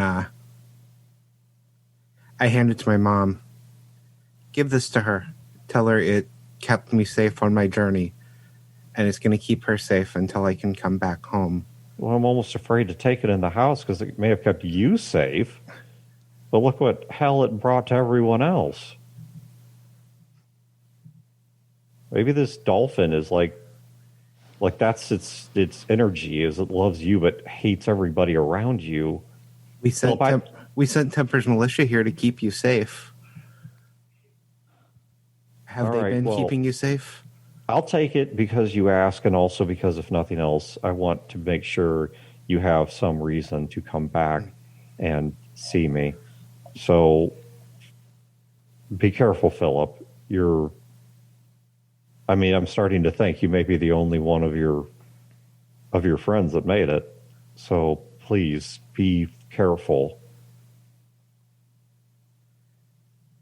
She then looks to Gil and says, Sir, I don't know your name, but I wanted to say that if you want to come by my shops later, Bobbins and Bev, I'd be happy to get you some better fitting clothes than you've got. If nothing else, just on me, partially because I guess you're because I guess you're Philip's friend, but also because I've got an eye for these things, and that's a beautiful Manton Tech Creation Centennial model. What is the Manton Tech Creation Centennial Blue? He looks over his shoulder. Blue? Yes, he's a blue model. That's what they were called, Centennial Blue. Yeah, I found him. He was in a pack with 4 other eggs. That's a rare find. Well, I've only seen him. The device broke. The 3 other eggs were destroyed. He's the only one. He might be the last one of his kind. I've only seen him in books. I'm a bit of a bird watcher myself. That's why I planted an orchard. It wasn't for the fruit. It was to draw the birds. And people know I like birds, and so they keep bringing me everything they find on birds. My house is full of bird shit. Well, not literally, but figuratively. And somewhere in there was a book on. It was a Centennial Edition collection of all the different bird lines, and that one was in there. I don't know why I remember it. Gil points at her with like 2 fingers and goes, and Blue launches off of his shoulder and plops on her head. Like, well, I tell you what, why don't you take care of him for a bit? We'll come by later. Oh, I will take very good care of him. You've done me a great thing by letting me do this. Thank you. Hey, Junior, when we come by to pick up Blue, you want to do Mom's hair? Oh, yeah, sure. I say that as the bird is in her hair right now. Yeah. All right. So she turns and begins walking back towards home. She turns over her shoulder one last time and just kind of mouths and points to you of, get your ass home, and then walks away. Philip, put your helmet on, otherwise we're never going to make it. He reaches in his bag, gets the helmet. He's like, I think you're right. I spent a lot of time running from this town, and when this is all over, I think I'm going to have to settle down. Gross. The road's no place for a daughter. And I've been a really bad father. Yep, you sure have. You're a terrible father. But you're a father to a lot of people. So that says something, I guess. You'll get it right once. Thanks, Gil. Yep.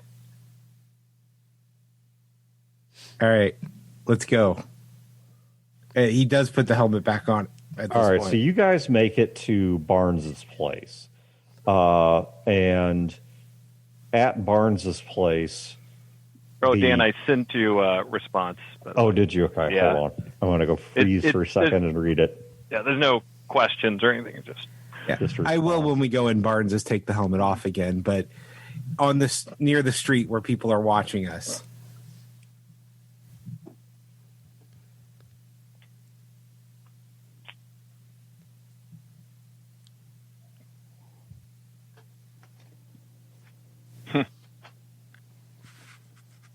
Vamping, vamping. Yeah, give me 1 second here.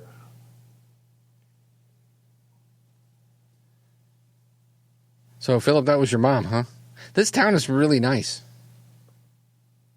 It's normally nicer. It's like what's that word? Quaint. Quaint. Yeah.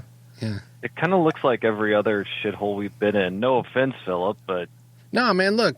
I mean, you can just tell that it's different because look, like you've got the vines over there for all the grapes and stuff. So they make wine here. Yeah. Is it good? Really good. Oh. Okay. So you get up to Barnes's place. Barnes had a fenced-in 2-story, I believe it's a 2-story house, maybe a 3-story, doesn't really matter. But he has one of the larger and nicer, probably the largest and nicest houses in the town. The only one that comes close would be the one that Lee's family lives in because it's part winery, part house, part museum. I don't know if you guys remember that or not, but I don't remember the museum part. yeah, it had some part that was that because your dad is he's a big sort of armchair intellectual. And so he was big in collecting that kind of stuff and knowing its history. And it was a lot of useless knowledge, to be honest, but that was just part of his thing. And on the way up to Barnes's house, as when Junior asked about the wine, I give him the whole story about how, well, most of the wine was actually rot gut, but the man you met, Mr. McCormick, he has his own special batch he makes every year, and it is the good stuff. Like what makes wine good? The process of making it, the taste. It's a a lot of different things. Oh, because it always just The tastes grape, bad the to me. weather. It tastes rotten. Maybe I've just never had good wine. Hey, maybe you'll get some here. Yeah, maybe we could trade a hand grenade for it. That's got to be some really good wine then. Sure. I still haven't got my pomade yet. Yeah, that's true. I should have gotten a receipt. Right. Bill of sale. Mm-hmm. So you guys make it up to Barnes's house, and there are actually within his front yard there is a command tent for Temper's militia, and there are a lot of soldiers there. Not per se because they're like clustered there in defense, but more just by virtue of the command tent being there. It's just the center of the anthill. It's just where all the traffic passes through, which gives the effect of the place being really well guarded, even if it's not per se its intention. The only actual people that appear to be on guard is there are a pair of soldiers, one that's kind of standing near the door and one that's standing near the entrance to the fenced-in area. But when they see you coming and the corporal's still leading you, they don't say or do anything. They just step aside and let you guys pass through. But when you get up to the door, that guy does block you and says, so what's your business here? We'd like to talk to Mr. Barnes. Border, how do you keep the goggles? Like on, around your neck, off?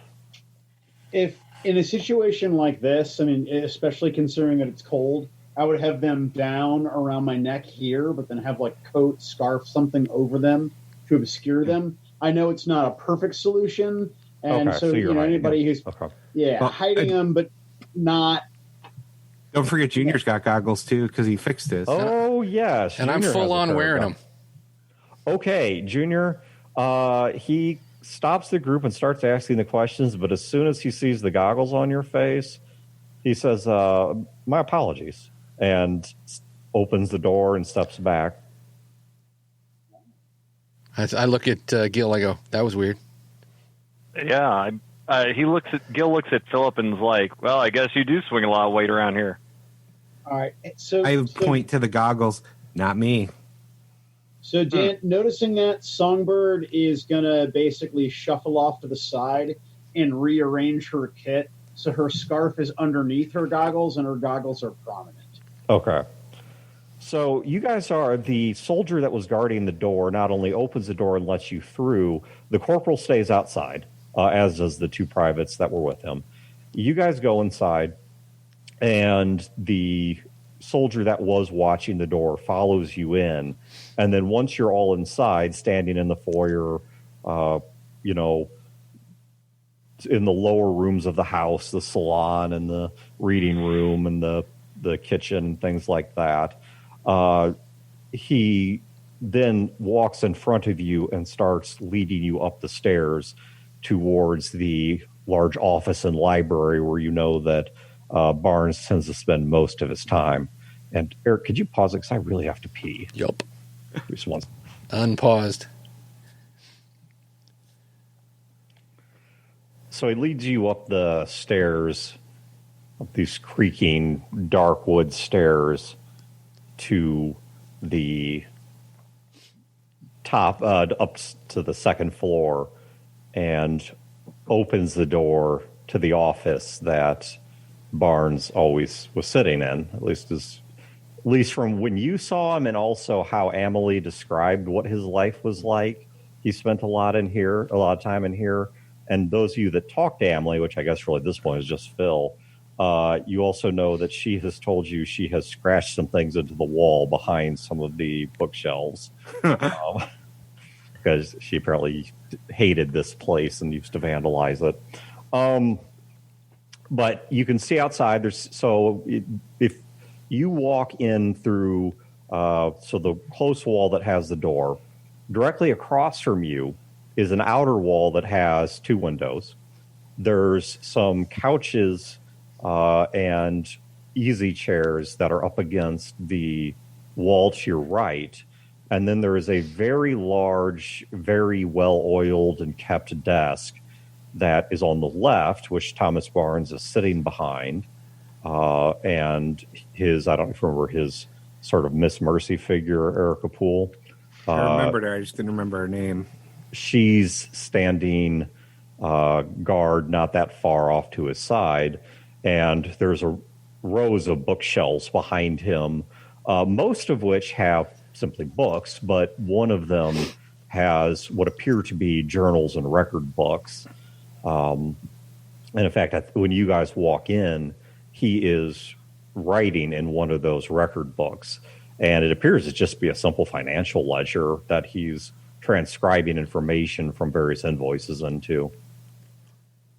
And he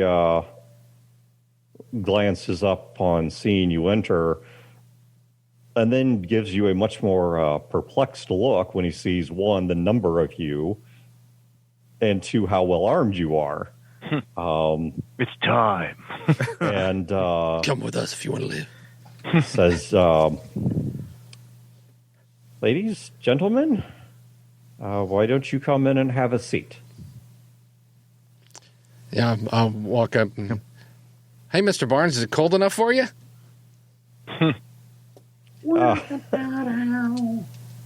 Outside, yes. And here, no. The furnaces keep it relatively warm. What's this about? Philip, is this... do you want another boat? No. You want This is about so much more than a boat. This is about the world and everything going on right now and how much you know about it. Are you looking to somehow find an inn here on a way to profiteer? I'm not following your angle. No, this isn't about money or finances. This is about... He kind of looks around. Everyone here has their story. Damn it, Barnes. you got to settle a bar bet. Are you dragon? Wow. He gives you a perplexed. Am I? Like, is my He reaches over and he taps Junior's goggles with his fingers. And Junior's staring right at the assistant when Gil says that. The assistant, she has the best poker face you have ever seen. I mean, there is just no emotion to her, which that is also how you as the players, though obviously with the exception of Phil, not you as the characters, encountered her the first time. Dan, I'm prepping in case shit goes sideways. Can you be more specific? Like if people start getting weird and violent. You're going to what? I mean, that's the part I need to know. So if he says yes and someone attacks him, I intend to intervene. Okay. So that's all right. I was trying to understand what you're getting at. Like, Yeah, me too. So, he gives you an perplexed look and says, "No." Well, that settles it. Thanks. All yours, Philip. I look over at Emma to see if she's... No, Emma's standing completely still. I kind of let a sigh. Hell. We really were hoping you were. I mean, he might still be. He could be lying. Okay, first Have of all, you had interactions with people wearing these goggles that go by animal names? Oh, yes, that's no secret. They've operated around these parts for a long time, well connected. So, out of curiosity... We thought you were their leader. Oh, wouldn't that be grand? But no, well, assuming I was dragon, what would you want from me? What is it you want me to grant you? Control of the world? No. We're looking for the leader because that person has a lot of influence and power, and there are a lot of things going on right now. Right. And I kind of look around. I don't even know what we want Dragon to do other than have a conversation with our friend Emma here. Well, then maybe we can, he pushes his books aside and says, well, maybe we can take this from a more productive standpoint. What is it you want to do? I'm still a bit lost on that part. We want to stop the people from Aurora from coming down here and destroying what we've got. And I look around like, right? Yep. You see, Mars is sending people here to destroy us because they don't like what's going on. So you want some help in destroying this Aurora thing? Well, you know, the we can band together, you know, common enemy, that kind of thing. You know what I'm saying? Put aside differences. Right. Do a team up. Right. Stop killing each other for like 5 whole fucking minutes. Yeah, that was our hope. Get the Southern Army, get St. Louis, get Jacksonville, get what we call the zoo, the animal named people, all on the same page, because if we don't, we're all going to die. See, we have a unique position in that they all hate us. Mm-hmm. See, we're not friends with any of them. So they can't, one group can't say, well, you're just friends with so-and-so. They all fucking hate us. So they have to listen to us because they know that we're not on one particular side. Thomas looks like he's about to say something, but before he can speak, Erica looks to him and says, "You're dismissed, Thomas." And he dutifully gets up, closes his book and puts the papers on top of it, and walks out of the room, closing the door behind him. And she then sits down in the chair. That's Dragon, some I cold presume? shit right there. I've been waiting a long time for this. And now, here you are. We met someone that really hated you. Gil hands Junior $5. Junior takes said $5 and tucks it into his shirt. Blackbird says hi. Philip, I know she hates me. Well, she hated my predecessor more accurately. I'm not sure she even knows that I exist. But I understand why she's afraid. Philip, you, of everyone here, is under a very, very special dispensation of my protection. Me? Why? Yes. Emily is not Thomas' granddaughter. She's my daughter. She is an amazing young woman. Thank you. Which one's Gil leans over to Junior. Which one's Emily? I have no idea. Captain Emily. Who the fuck? You know what? Gil met her. Keep going. Don't let me stop you. Yeah. Gil doesn't give a shit. Emily is. I look back. Emily is safe, and she's. I'm going to go out on a limb here and share something with you. She's with my daughter. You did the wisest thing that you possibly could have done with her, in that you sent her far, far from the field of battle, the mouth of the Mississippi. Yeah. Is not likely to be involved in any conflict anytime soon. I wanted to keep them safe. And I said, Emily is such an amazing, so intelligent. Alejandro will keep the boat running. And I'm confident that they're all safe right now.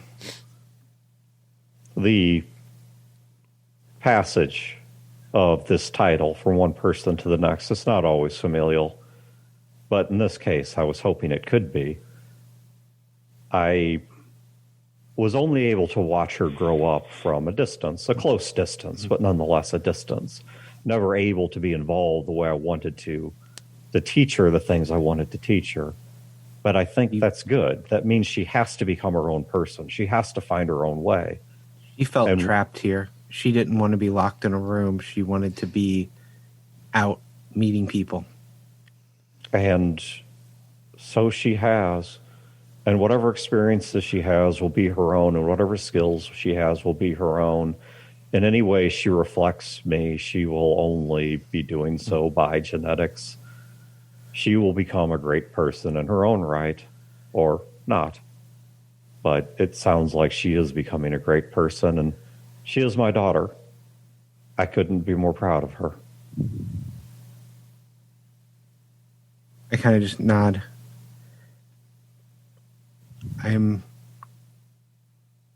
That actually makes me very happy.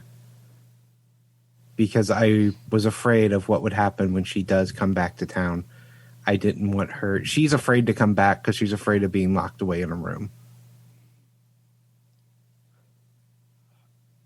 That threat won't be there forever. It's necessary for now. And if it keeps her away from this place, it keeps her both safe and growing, then I'm all the happier that fear is there. It's not fair to her, but it is useful. Well, I think we have bigger things to talk about right now. And we're about to the part where I'm just going to sit down and let these folks have their conversation, because there's things beyond my understanding that we know about, and the world is in serious danger and we need help. Songbird, you and Leopard have my blessing. Not that I'm sure you were waiting for it, but just in case you wondered, you do. You're on mute. You're muted. I was trying to remember my lessons from last time. I know. We can see what you were doing. Yeah. So, long story short, I look at her, and then I look at Junior, and I say, "Are you satisfied?"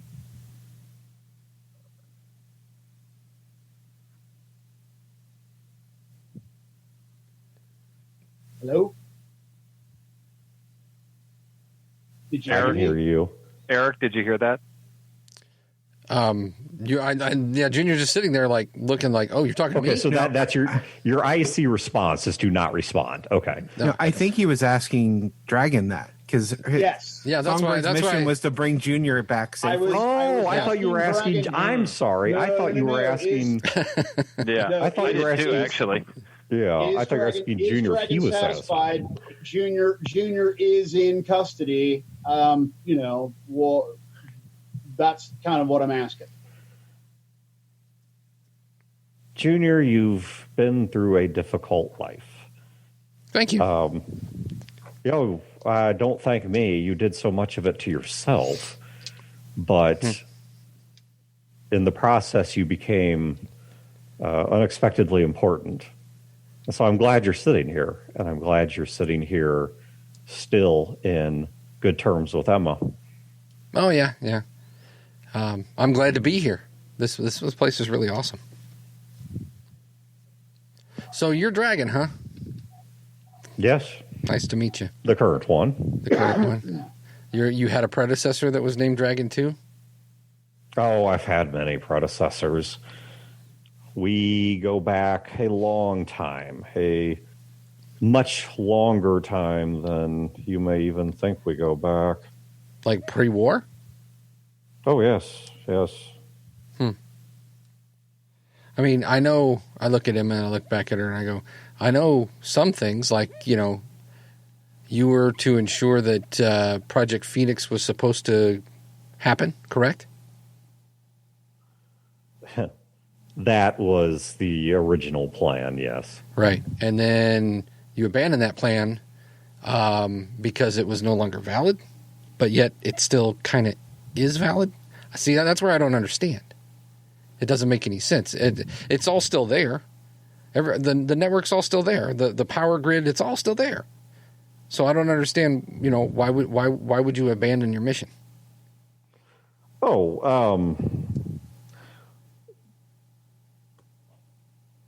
Where to begin? How far back do you want me to start? Do you want me to just answer those questions? Was the destruction of the world a conspiracy? I think so. I have very good reason to believe it was. And were the people that are frozen part of that conspiracy? Oh, yes. Most definitely so. And did you realize that going in, or was this something that you came to? I wasn't born when it happened, but it's something I've known about as long as I've been alive. So it was rhetoric that was passed down to you, is what you're saying.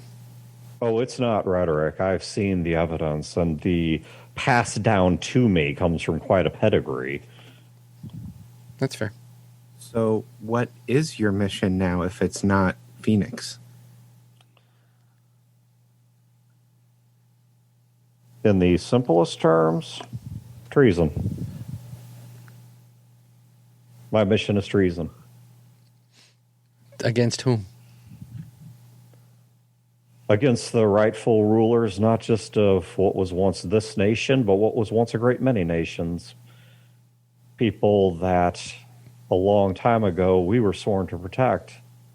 And now we have chosen to destroy them. What are they choosing to do?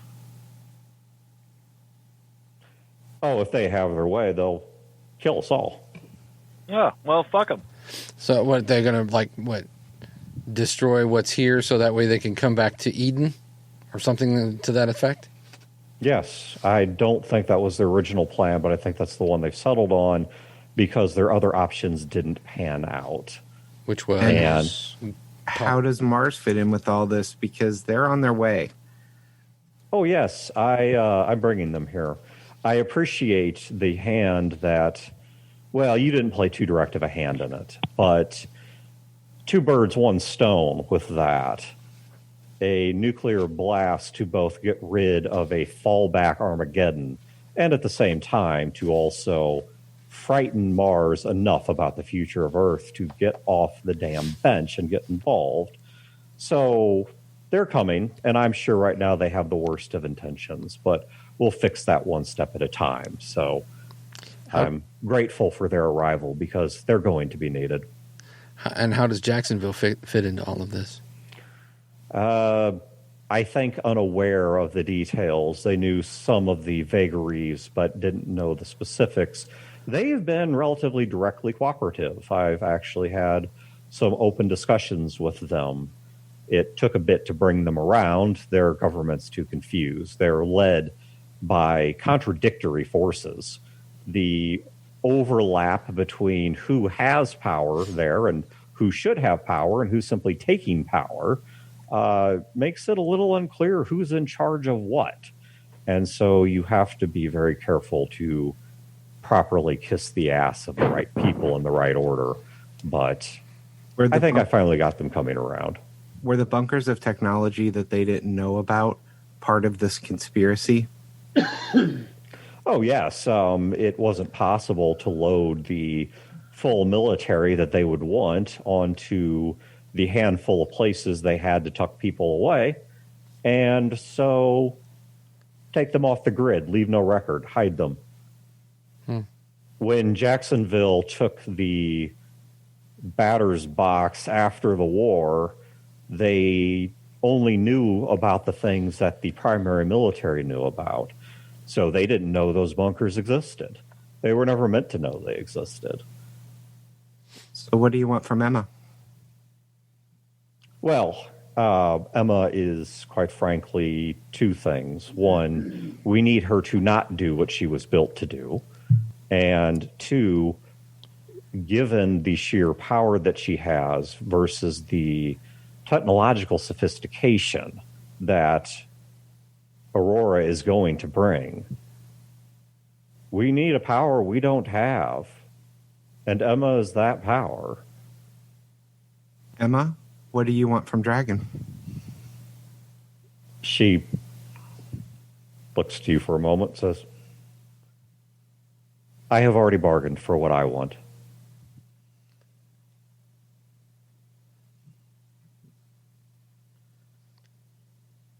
Wait a minute. Was what you got him? And he points at Junior. That is one of the things I requested, yes. Oh. Well, I'm glad you got more out of the deal. So, I'm confused. So, why did Songbird have to bring me all the way here if you guys have already struck a deal? I don't understand. How do I fit into any of this? Because, first of all, that was part of the deal with Emma, was you have to be kept well and alive. I don't know exactly what her personality is like, but I don't know how she'd respond to that bit of change in the situation. I don't know how she'd deal with you dying, to be honest. Yeah. And right now, of all the people... You got shot in the head. No, leg. Yes, which is something we're able to bring someone back from. So that was one of the things that we traded.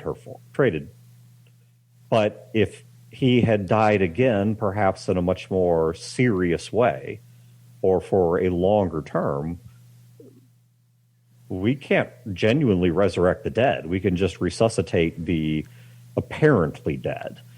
And so I can't afford to gamble on what happens if Emma, of all people, has a psychiatric break. So, Emma, what are you giving him? So, and I look around, and I look at Emma, and I look back at her, and I go, am I a prisoner now? Emma looks at you and says, no, I don't think so. I look at Dragon. I mean, the best way to ensure that that I don't come to harm would be to put me somewhere where I cannot come to harm. Do you want me to dehumanize you into pure utility? This is what Emma says to me? Dragon says this. Oh, I don't even know what that means.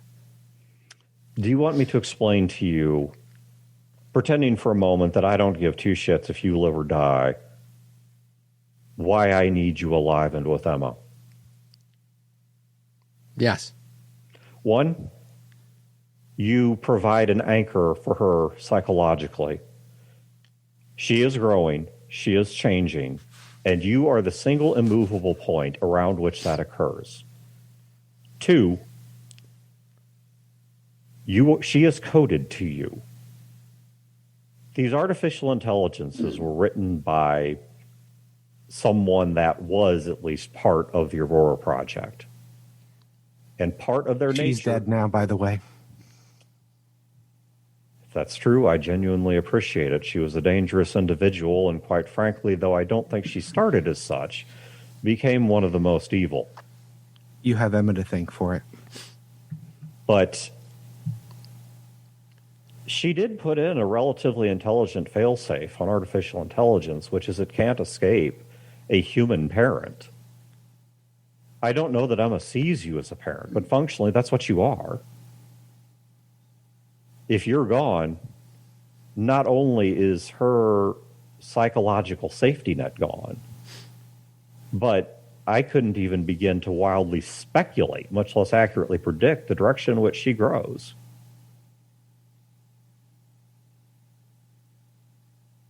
Okay. So again, that didn't really answer my question. Am I a prisoner now? What are your intentions with me? To keep you alive. To keep me alive. But I also have to balance that against keeping Emma placated, which means no, I can't lock you up in a gilded cage, much as I wish I could. So, what's the play here? Let's say you finish your big mission. You stopped Aurora. They're gone. The whole conspiracy is over. You keep the zoo together, manipulating people behind the scenes? Yes, the zoo. I've come to be amused by that name, as if this is the first time in history our organization has called people by animal names. But the zoo's fine if that's what you prefer. Do you have a better name? Well, 'Cause our we proper don't. and historic name came from animals such as eagle, timberwolf, rawhide.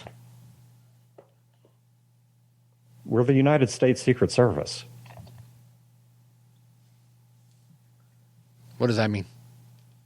It's a bit more of a mouthful than the zoo, but it means that once upon a time we were tasked with protecting some of the most important assets of the United States, up to and including its top leadership, also its financial system, among other things. It was our job to know everything, everyone, to see, to predict.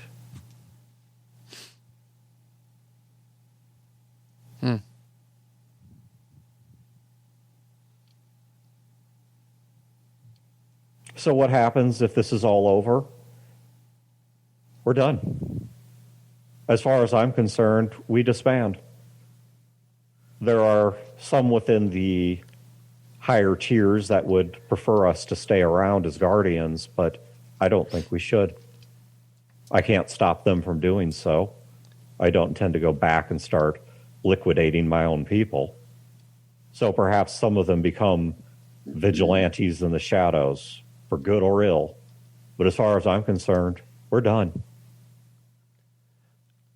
How many? I have a lot of lost time as a mother to make up for. How many levels are there above you, Dragon? Above me? None. None anymore. So you're the honcho.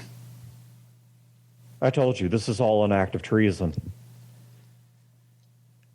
So are there others of equal level as you that maybe don't want this to happen? Are you going Equal? rogue? Is that what this is all about? Oh, yes, this is what it's been about since before I was born. I know you know something about this. When you were an amboy, you saw records of a mayor being interviewed, a general was present, shooting ensued. Yeah. You know what's in Amboy. Do you want me to connect the dots, what occurred there? Yeah, because I'm lost. Because I can't figure out how a group that was supposed to keep people safe are sowing discord and all the things that your group has been doing since, for a long time. So I just don't really understand. I think I'm starting to. Go ahead, Phil. I would like to hear your best attempt on connecting the dots. Your group was an organization of the government protecting the greatest assets. The greatest assets are part of the conspiracy that destroyed the world and shot off into space to come back. Some of them were also frozen here on Earth, but yes, a portion of them did. Go on. At some point, someone in your organization realized that and had a crisis of conscience and decided those aren't the people that should be in power. And that's when your act of treason began. And you've been moving pieces and manipulating people to prepare them to fight when the Aurora comes back. Preparing Jacksonville, the Southern Army, St. Louis, and trying to get Mars involved as well. And that's been the whole goal the whole time with your manipulations and your moving people to act wasn't to create a war here. It was to prepare people so they know how to fight the war that does come. That's Wayne, your motivation, right? give yourself a bullet. You have literally just explained the entire campaign. You have seriously just put together, 2 or 3 years now of this game? So go ahead and give yourself a bullet. I'll knock myself down to 6. Because, the whole reason Dan's giving you a bullet is not because you explained it, because now Dan doesn't have to look for his notes anymore, which he lost 2 years ago. But no, that is exactly the plot that was unfolding throughout this entire game. Was the zoo was trying to not start wars, but to get people on a war footing and then stop the big wars. Was simply to get them prepared to fight, but never let them actually fight, but just keep them in constant conflict so they're on a war footing. You have literally just explained the entire campaign. Yep. What he missed out on, though, was he didn't put the pieces of the carvers into play as well. Me as a player does. She needed the carvers to attack St. Louis and Cape Girardeau. So that's why and I'm kind of out of character saying this, but Gil is also kind of saying it too, because I'm not exactly sure what Gil would and wouldn't know here. But so that's why we were even involved in any of this. You did not bring us into this. We did a couple of things which we saw groups trying to kill each other, and we stopped, but we upset the balance of power. We made it to where one group would stop fighting, maybe settle for peace, or one group would take over and then stop fighting. And in some cases that fit in with their plans. In other cases it didn't. But in some cases it did, and you guys by pure coincidence did exactly what they wanted. But and they weren't trying to manipulate us. We just accidentally did it. Yes, you were always there. It all started with Lee's bargains with Ratman, and Paw's Popeye. Popeye, yeah. Pops. You were thinking Paul Carver, but no, not Popeye, Paul Carver. Yeah, well, you guys had another name for him. Pops. Yeah, not Paul. Pops. But yeah, and then Pops deals with the Ratman before that, which Pops never fully understood, but he just knew the Ratman was running a thing. What the Ratman was doing, all of it, getting House Carver or House Color and House Holloway to be in tension was a way to start a bit of disruption of the balance of power in St. Louis. So St. Louis started getting scared. In the middle of that, there was an arming and organizing of the National Guard in St. Louis. But then when that started to go too far, peace was forced on them. But that left them on that war footing. The shock of seeing the Southern Army put them, in a certain amount of fear. But then the Southern Army being defeated at Cape put them in greater fear. The Carvers were allowed to kind of run amok, but only to a certain point. And when their leash got too long, it got cut. But, all of this, the entire campaign going back to even the very first labor dispute where Emily had the apple juice poured on her to make Thomas Barnes think it was gasoline. That was one of the things they were doing to try and create tension because they were trying to prove to St. Louis, or at least make the case, that color couldn't control Hermann, which gave Holloway the excuse to make a move on it, which and then started we were able to successfully argue in court, except there was bribery going on for the court case, and then there was the assassination attempt, which blew the whole thing up. Yes. Wait, so hold on a second. Human mission failed, or Max in custody. Question of the pro invasion. Apologies. Okay. All right. Now, I have a question because this is a huge gap in my memory. On March is this player 7th, game master, or is this? This is okay. This is going to bleed in and out of character. Well, this is out of character. March 7th, we're gaming. I send you a question. Hey, this is Songbird to the Game Master. So Songbird is asking about recollection. Am I Spec Ops / Psy Ops pave the way destabilizer core? And the response I got was not that you recall. So this is immediately a revelation to Songbird as well. And then he locked up. Did I? No. Yeah. Okay. No. Anyway, so you said this is a revelation to me as well, and then what was after that? No. That was it. So this is a revelation. Yeah, this is a revelation to Songbird as well.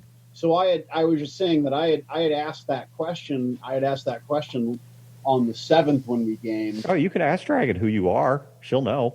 All right. Well, then I absolutely do, and I'll say I've had this suspicion for some time, but this confirms it. Who am I? I mean, I've discovered my name. I know I'm Cassandra Beale, but why am I here? You're a survivor, Cassandra. Your family, along with a few other families, they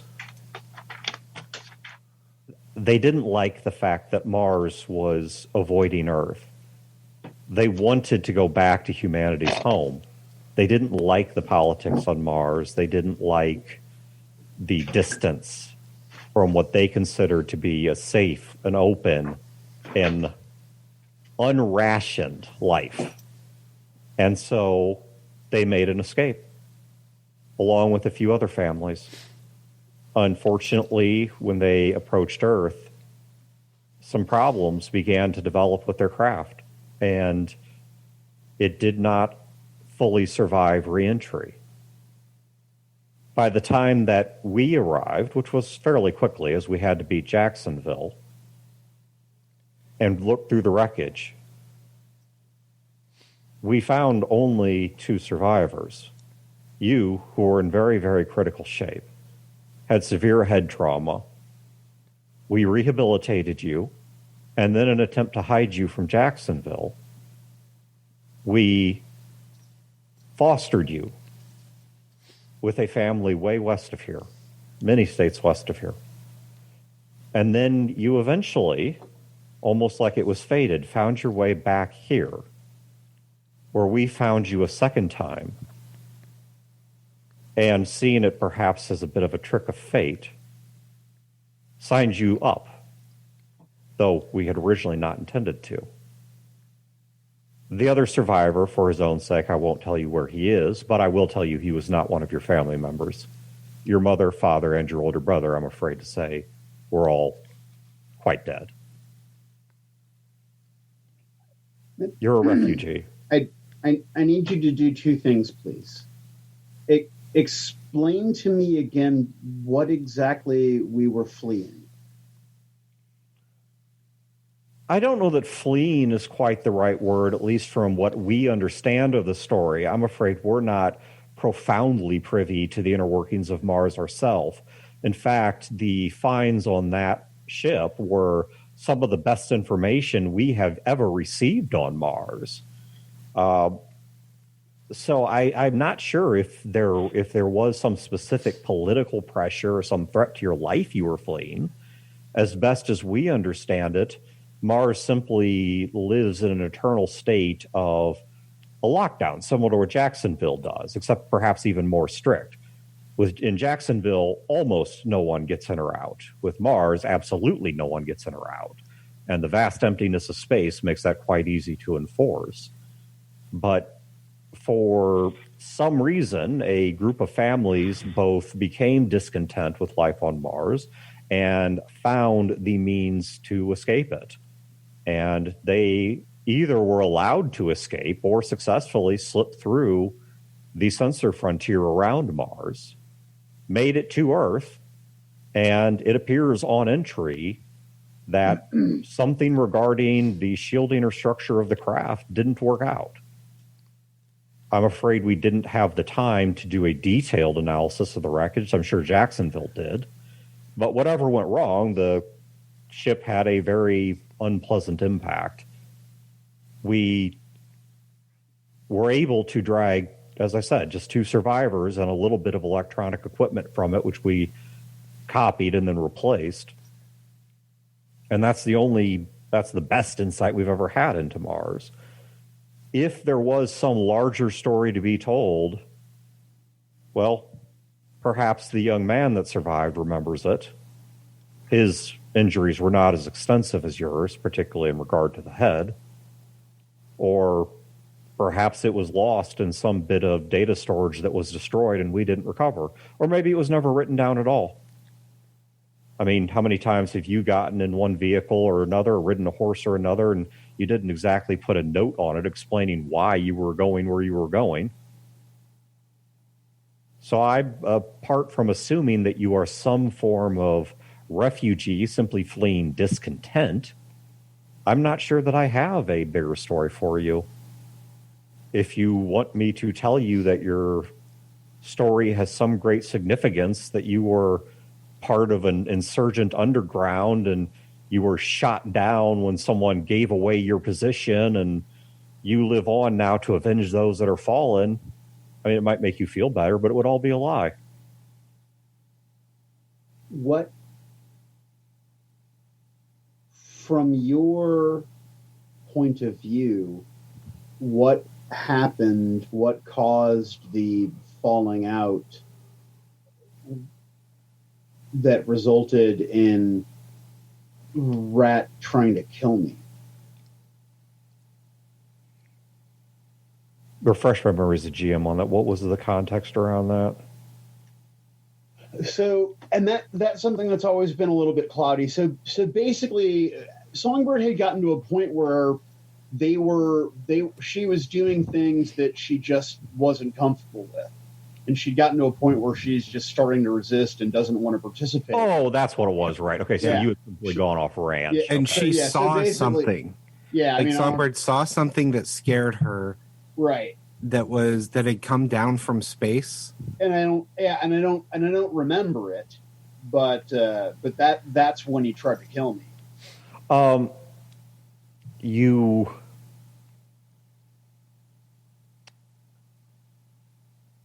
If Rat tried to kill you, he was acting against orders. Because actually, I do now remember this. He was told to bring you to heal. He was not told to kill you. If he was making a show shooting at you to scare you, then so be it. If he was actually trying to kill you, then he was off of our orders. We simply, your predecessor, Blackbird, she hates me, or hates my predecessor. I don't think she even knows I'm in power. She hates the prior dragon. She's afraid of the organization. Quite frankly, that's useful. It's perfectly fine. It keeps her quiet and it keeps her secluded. She doesn't know who Dragon is. And her fear and her silence, it's safe for us and it's safe for her. When you started to panic, we needed your silence as well. But Songbird, Cassandra, I've known you since you were a little girl. I didn't want you dead.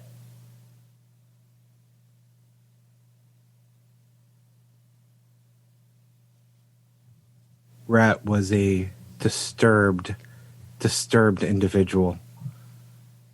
He lost touch with sanity and reality. He was a medical failure. He was our medical failure. What does that mean? That was one of our tasks of repentance that we didn't complete. Perhaps a broader story is required. Go back 125 years. The world's too crowded. Resources are thin. Humanity is about to explode. Everybody knows it. The great thinkers knew it. Even the not-so-great thinkers knew it. There was no predictive model that was run by anything, including the artificial intelligences that were asked, just in theory, to model these things by future technology. A war was going to happen. And so, like a forest fire, they decided that instead of allowing a wild burn, they were going to create a controlled burn. They were going to take people that were either the most valuable, as they saw it, or if not the most valuable, at least the most loyal. Reward them. Secret them away in bunkers here on Earth. Take some of them into space. They had a few plans on how they might make these people survive. But then, two rather important people found themselves in disagreement. They found themselves in abject horror. And these were two men that were a bit too dangerous to allow to run free. One was the Joint Chiefs of Staff, a general who was considered a bit of a liability because of his moral compass, but once he found his way to Amboy and managed to get in there with a reporter and pinned a panicked mayor to the wall, General Monroe found out exactly what was going on. General Monroe had some conversations with the then President of the United States, Reno Haller. The President was also against this. But it was too late. The plan had been decided upon. Too many pieces had been moving. The middle tiers, even the upper tiers of government, before reaching the top, had already started this. And they were not about to allow it to be stopped. And so, in an effort to keep them from going public, they wanted to bribe them with hope. Hope is one of the most useful and destructive forces in the human psyche. And so they decided to bribe them with hope. That they would not take them along. They would not put them into freeze. They would not put them onto Aurora. But if they stayed behind and completed a few projects that had not yet been completed to make sure that this plan would work out, then they would be rehabilitated, or at least their descendants would be rehabilitated into the new paradise that came after. Those projects included trying to perfect the Phoenix Project, the generation of power, to see if it was possible to complete the incomplete faster-than-light drive designs that they had already mounted in peace onto Aurora, to perfect the medication necessary to resuscitate someone from a well-preserved but effectively dead state back to life, so on and so forth. And so the politicians, the scientists, as well as the Secret Service agents that were left behind, that's what we were told to do. And we did for a time. And we made some distance on those projects. But then we came to see it for the evil that it was. And we rebelled against it. And we drew up a new plan. They were frozen. They were in storage. We had something they didn't. We had time.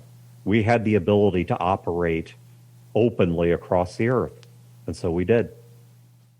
And we drew up plans instead of helping them on how, not if, but when they came back to destabilize everything they had attempted to build. How far away is Aurora? It's in orbit right now. Was anyone still working on those plans? Because their doctor seemed to have been continuing those experiments with the medication. We miscalculated something.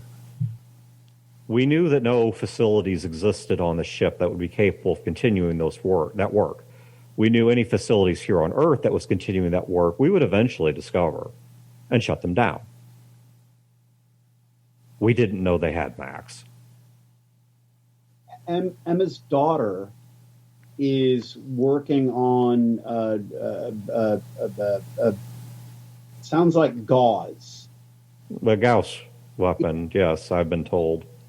So that's an asset that we could deploy if that ship is in orbit. That seems like a win-win. I don't know that it's sufficient to knock that ship out, but it might be used that way. The current intention instead is to turn it to their staging base. Which is the space station Olympus. These Olympus. guys came down on.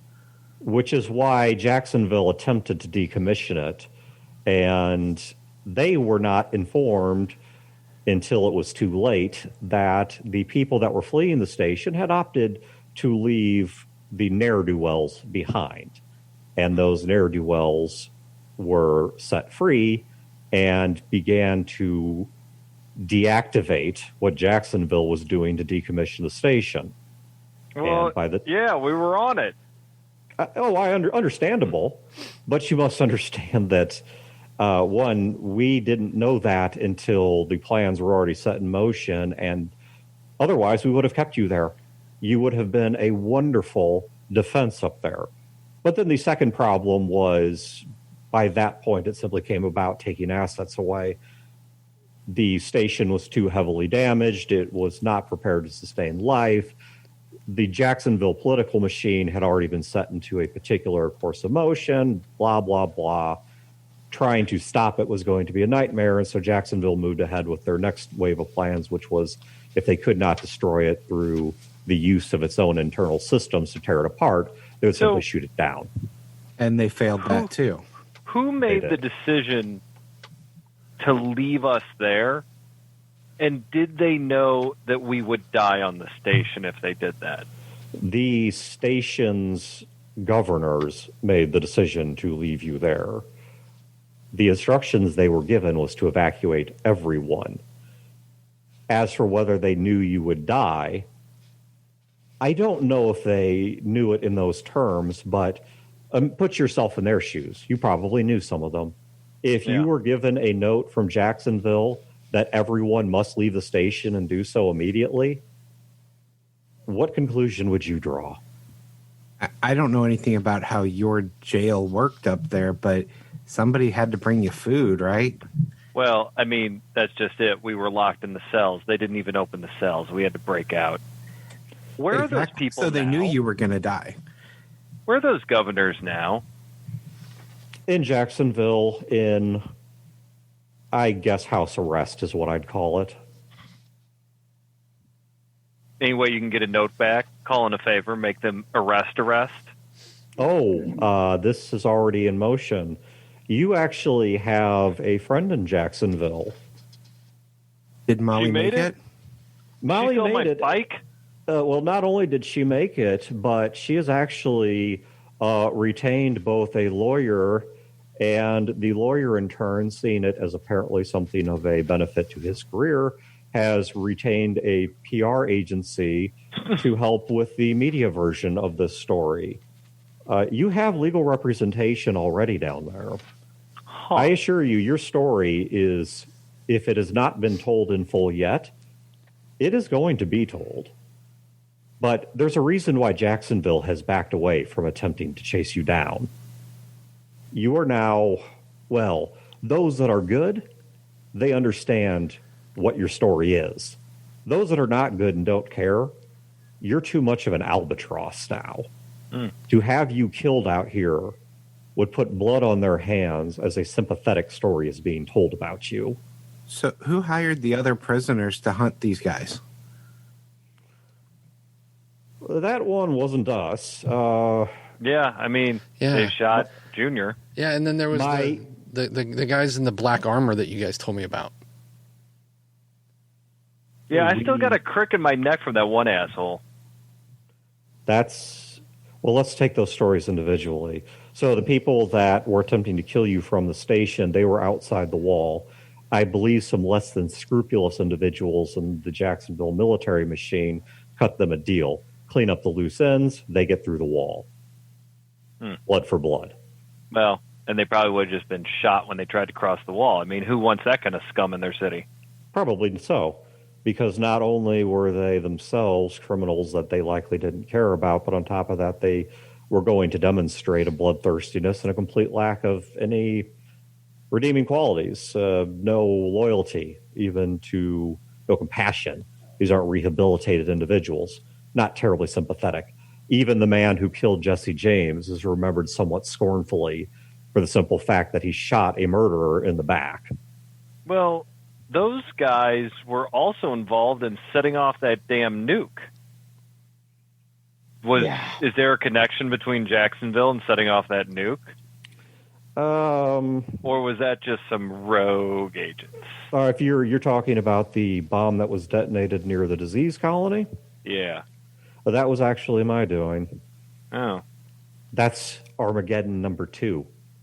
In no model did the nuclear bombs wipe out humanity. They only broke its back. So if the technology was never completed or could not be completed in a timely fashion to actually allow Aurora to begin ferrying these privileged individuals to some other habitable planet, then the plan B was simply to repopulate this planet. Well, to repopulate this planet, they needed a way to remove the last of humanity. And they left behind a disease. Philip, you had an encounter with a precursor of this disease that was never finished. It was an experimentation surrounding the use of rabies that accidentally uncovered some rather destructive properties of certain diseases. But that knowledge itself was not all that dangerous. They figured out how to contain that disease. Thankfully, it seemed to be cured in Modamar and myself with the medicine. Simple regenerative properties to the cells. Technology that, at least for Jacksonville and Mars and presumably Aurora, this is old news. So they developed a more powerful version of this disease. That was simply an inspiration. And that inspiration was used to create an incredibly powerful disease that was first set loose in a crossroads in the American South. And the idea was that from there, it would be carried along these newly developed rail lines towards growing sea lanes and eventually pass silently at first and unknown through the Southern Territories into the Northern Territories, out into the Caribbean, and from the Caribbean via an unwitting Jacksonville, possibly around the world. But something rather unexpected happened, which is the individuals, by grace of God or whatever you choose to attribute it to, began to show symptoms before they had spread the disease very far, and of their own accord began to pull it back into a colony. And they set themselves up as a colony, but the disease was still spreading. It was still leaking. not at the rate it was supposed to, but nonetheless, it was still happening.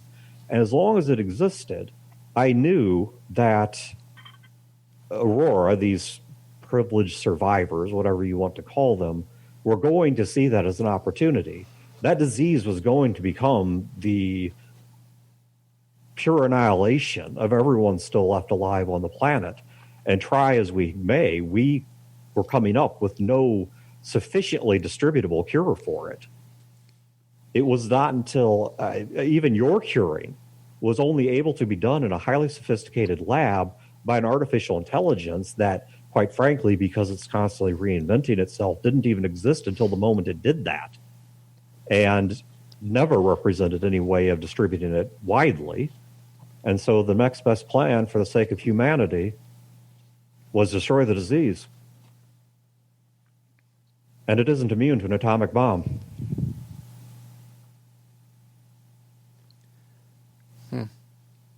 What about the black armored guys? Not ours, not Jacksonville's. So not Aurora's either. That Mars? one we're still working on. Might be Mars. We're not too familiar with Martian technology.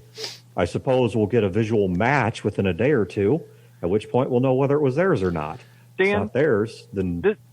The guy in the armor spoke very clearly to Gil, asking him some direct questions, and also, I might add, not actually letting him answer the questions, even though Gil was trying to. Instead, decided to choke him out. Did Gil notice any kind of accent or inflection or way of speaking? Ooh. Like was It's the guy? it's a fair... Do you have a thick Jersey accent where it's like, no, he's not from Mars, he's from the, he's from Hackensack, right? It's a fair question. Because I was 2 but- inches from this guy's face. Yeah. I'm going to put two difficulty factors on it, and I'm not going to tell you no. You know my view. You can roll on anything. But I'm going to tell you the two difficulty factors I'm giving you is, one, you were under a lot of stress. And two, Gil himself is not all that familiar with Earth's accents or with Martian accents or anything like that. Gil is familiar with television. He listens to a lot of TV. So Right, if it's so the if it's question actually like is- it's a New York or New Jersey or a Southern or Texan or British, he would probably nail it. Now, All right, if so- it's like Wisconsin, maybe not. All right, so here's what we're going to do. Give me just a straight 2d6, plus I'll give you a choice between... Actually, I guess you could argue any of the three. Intelligence, social... I'm not going to allow perception, because if you had perceived it, because we're at this point trying to refactor memories, not perceive them at the moment. So either intelligence or social. I don't think you have anything that's going to help you with this. No. But give me a 2d6, and I'm going to want to see something at least north of 18. How about an 18? That's by north of 18. I'm including 18. Okay, I rolled an 18. Accent was northern-ish. Think sort of the Dutch American accent, Minnesota sort of thing, maybe Canada. You have no idea what accent, if any, Martians have. Well, Right. you've never heard anyone from Mars speak, Well, unless, and I asked they're him- from Mars. Yeah. I was going to say objection, Your Honor. I'm from Mars, eh? What's that all about? Yeah, but with Brodor, it's so far in his past and on the other side of brain damage, and Yeah, he didn't like, hear well, it. He was a Well, didn't and hear it. double brain damage too, right? Head trauma from a crash landing from Mars, and head trauma from being shot in the head. Well, and and you're a also, little girl, too. well, Yeah. and also, I don't think Songbird ever heard them speak. I could be wrong. Did you hear them speak, Brodor? I don't think you did. Not that I remember. Because if you No. did, I would at least let you narrow in on yes or no on whether that sounds like Mars. No, Songbird wasn't around for that No, because not- we Yeah, still that's had right. 'Cause Marlene. Songbird popped up afterward. So Gil watched reruns of the Red Green Show, which is a terrible show, and I'm going to get a lot of hate mail for saying Fuck you. because Red Green You're getting is a hate really mail right awful now. show. You're It's getting just- audio hate mail. It's just Fuck not good. you. It's just not a good show. It's a great show. It's a hilarious show. It's a wonderful But show. Gil was in prison and forced to watch terrible stuff as punishment. So they forced him to watch Red Green. And so he's like, you're kind of talking about this. Well, are they from Mars? Well, I don't know what Mars people would even sound like. And Gil's like, are Mars people Canadian? So yeah, you would if nothing else think, okay, so yeah, you could certainly, I'll give you that one. You could relate it back to the Red Green show. You're suddenly, all that came to mind was duct tape. And so yeah, I'll grant you that one. So, but once again, yeah, you've never heard anyone from Mars, Right. so you could place the accent, but you don't know. And I asked Dragon that, like I said, we're kind of like spitballing, throwing back and forth, and then Gil just asked this non sequitur, like, are Mars people Canadian? The Mars colony was started by NASA. It cooperated with several other agencies and nations, but predominantly a NASA endeavor. I don't know who they populated it with, and Well, the guy who I would tell you there's three possibilities. It's possible that there is a high-tech enclave somewhere off to the north that we simply have not yet been aware of. It's possible they were Martian, and we simply are unfamiliar with their accent. Or it is also possible because, well, as much as I would love to pretend to be all-knowing, we don't know a whole lot about what's across the seas. So it's possible that they came from here on Earth, but not from anywhere local. Well, the guy who tried to choke me out was definitely not local, and he was from far away, but not up. He was from Canada or something. We know a little bit about Europe, enough to know that there's something of an ideological civil war there that harkens back to the late Middle Ages, something like the 30 Years' War, between a Catholic revival and some kind of Tesla-ish cult. So did Aurora not have people from other countries? Is it all American? No, I'm sure they did, but that wouldn't match. We know what technology they had access to when they left. We've seen what technology they stored behind in the bunkers we've been all too happy to hand over to random forces as we discover them. Aurora's counting on finding military assets for use when they come back, and many of them, we're proud to say, are going to be empty. In fact, they will be fighting some of them. But we have never seen any suit of the armor as you've described it. Well, that's what I mean, though. If you said you don't know what really is going on the other side of the ocean, wouldn't they have had bunkers there, too, with supplies, just like what you're doing? Oh, yes. Yes, that's entirely possible. So they would still have those there waiting for them. It could be a European design we're unfamiliar with. And what about other agencies like your own? Couldn't there be another agency in another country that finished the work for them? Yeah, what's Russia doing during all this? That's a horrifying prospect, is if another agency, one, survived, two, was put on this task, and three, faithfully continued that work and completed it. And that, in fact, is where they got the technology and not from the working of Max. Then that creates a whole new terrifying possibility that we not only have to contend with the assets that Aurora has that we know about, but perhaps intramural war here on Earth. Because why leave your life in the hands of one agency when you can leave it in the hands of multiple?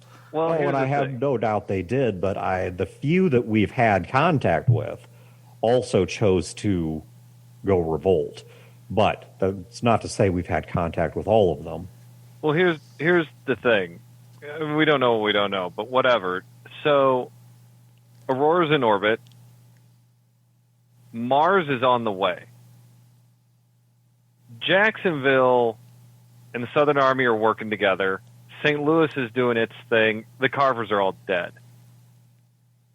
Aurora's going to come down and start killing people. How do we get this whole Mars, Jacksonville, St. Louis, Southern Army thing to stop Aurora? And also, how do we stop Mars from coming down and shooting everyone in the face when the smoke clears? How do we get Mars shooting at the right people? In fact, how do we stop people from shooting each other? Can we just turn the damn ship around and tell Mars, sorry, go back home and go to bed? Oh, we could tell Mars to go back, perhaps. The decision is probably made by this point. But even if we had a way to tell them to go back, we would be taking away a much-needed military asset. Well, sure, but Isn't this just one ship, though? No. how big's the ship? It is yes, it is a large ship. It is a single ship. But as I've been saying, that is not the only place they've stored assets, human or military. Right. They have freeze points here on Earth. We found some of them. We haven't found them all, but we know some of them. They have military stashes here on Earth. Once again, we found some of them. I'm not delusional or arrogant enough to think we found them all. Well, great, And, but we how were do just saying they can be all over the world. But how do we get all of these forces that you have gotten in fighting stance? Okay, that's great. In fighting stance, fighting each other. How do we get them to stop fighting each other and fight the bad guys together? Gil, they have stopped fighting each other, at least in any meaningful way. The Southern But are they Army has working pulled away together? from the border. No, Yeah. See, I and wish therein they lies were, the but problem. the Southern Army has pulled away from the border of St. Louis. St. Louis has turned its attentions inward. The houses have stopped fighting each other. The revolt is over. Junior, you don't have to wear. Wait, is that a Junior thing or is that It's a Yeah, junior thing. raise Yeah, your hand. Junior's raising his hand. Okay. All right, I'll come back You to can Junior just go then. to the bathroom if you want. The Jacksonville has agreed to work with us and is now no longer operating against anyone. And when Mars shows up, while they appear to be detached from Earth, one of the few things we know about them is that they are strangely protective of Earth. They seem to always want to have this idea that once things were better, they could come back. And if they see Aurora tearing up the planet, which brings me to my point with them, I know what it is you saw that horrified you, Songbird. You saw Leopard, at my orders, incinerating bodies. We wanted that image out there because we wanted to panic Aurora into acting quicker than they intended to. And by setting loose Emma in such a obvious fashion and simultaneously making it clear that we were both giving away and wiping out their assets here, judging by what they have done over past decades versus what they have done over the past few weeks and months, here's we've succeeded. They're having to run ahead of their own timetable. We were burning the bodies of the frozen. Yes.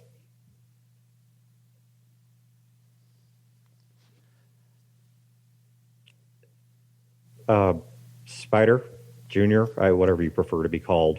Yeah, so Junior's holding his hand up and goes, I've got a question. You see, when we came down here, we came down in a pod, right? And it was an Aurora pod, right? And that's where we got our truck. And then we would go around and do stuff in the truck, and then the truck got destroyed. And then we got our new truck. And then Molly took pieces of our old truck and put it into our new truck. And one of those pieces is this is a guidance system. And it keeps telling us to go to Nevada. That's where as far as we've been able to tell, unless they're changing their plans on the fly, that's where Aurora intended to muster its forces. So that's Nevada is a large and relatively uninhabitable area. It gives them a great deal of land to work with and keeps them safely away from other major powers that they might be concerned about. They muster there, then they push two-prong. One prong straight east, which takes them towards St. Louis, knocks St. Louis out of the picture, and then a second prong that follows behind it following the southern coast. Either converts or destroys the National Army, and then eventually those two prongs converge and turn one southern and one keeps going east, and they turn into Jacksonville without ever having to confront in its full force Jacksonville's air and naval forces. Well, that's all well and good, but my point Your is... truck was supposed to go there to muster with everyone else. Right. Does that mean that's where Aurora is going to land? That's what their plan was. I don't know if it still is their plan or not. I hope it is, because if it is, we have made the path from Nevada to St. Louis and Nevada to the Southern Army. We have made it an absolute hellscape for them. Well, see, this is the first time I heard about this Gauss weapon. But if you deployed the Gauss weapon to Nevada, then you would have the ship descending and getting bigger and becoming a bigger target as it was beginning to land. You could shoot it out of the sky there. I don't think Aurora itself is capable of landing. Its structural analysis implies that it couldn't handle that kind of a gravity well. I think that what it's going to do is mass deploy smaller pods, or possibly simply just direct assets on Earth to wake up and get to work. One of the commonalities that we found, think of this from their standpoint. You can only save a limited number of people. You've chosen to save 3 groups. The most useful, the great scientists, the military leaders, so on, the artists that you value. Those that are necessary, workers, laborers, doctors, and of course, number 3, yourselves. That's who they're saving. Do you think that plan includes a large number of army grunts? No. It might include robots. Precisely. I'm sure they have some military, genuine human military, under their control. And I also have no doubt they have some agents down here under their control. Are the doctors and scientists that they saved, did they know what they were signing up for? As best as we have information from the notes of General Monroe, yes. Okay, so they weren't just kidnapped and frozen against their will. There might be a minority where that's their story, but no, the majority of them knew precisely what they were going into. Those that couldn't be trusted to participate, those that would sit there and have moral objections or refuse to contribute to the cause, they're of no use. They're good only to be killed or to be left behind. I was afraid you were telling us that there were a lot of innocent people frozen. If there were innocent people up there, they would be making my job. I don't know if it'd be any more complicated, but it would certainly be harder to sleep at night. There are probably innocents caught in the middle of this. But as a movement, as an organization, no. There are a hell of a lot of innocents here on the ground caught in the middle of this. Far more here than there. Good people have been killed. But my point being that they don't have a large contingent, in all likelihood, at least that we're not aware of loyalist human military forces. They're going to rely almost entirely on mechanical forces controlled, we now assume, by Max, and those will either be activated on the ground or simply drop from orbit. We've seen them do it. We've seen them drop mechanical forces on Amboy. I was about to say, we saw that. Shooting the ship down would be a heck of a prize. I'd consider it a moral victory for our side, but that's no longer the target. Wait a minute. The guys that we saw in armor, or that you saw in armor, I wasn't there. Are you sure they were people? Yeah. Yeah, they didn't talk like the robots. They were all pissed off, and like he was asking me questions, and he wouldn't let me answer, and he sounded like he was on the Red Green show, and I fucking hate that show, and I was like 2 inches from him. Yeah, I mean, they were the guys tossed us around in the front of that train, and they did not talk like Max or the other robots we dealt with haven't talked at all. Yeah, and if you're going to try and trick somebody to that level of detail into thinking a robot is not a robot, and then stick them in powered armor, why does it not shoot everybody? Then you don't have to trick anybody. And a robot would have asked reasoned questions. Right. These guys were just spewing off. as they were Okay. beating the shit out of us in the front of that train. So maybe I'm just being dense, but when you say that all the assets are being drawn to the one spot in Nevada, I mean we've got actual grid coordinates of where they're going to be. You know exactly the exact point your enemy is going to be. And so what's stopping you from taking a low yield nuclear device and putting it on that spot where you know your enemy is going to be? Junior, allow me to answer that question in two ways.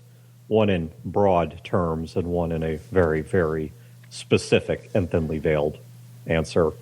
In the broad terms, if we make too many open moves towards that spot, if they don't already know, we know they're going there, they will then, and they will pick a different place.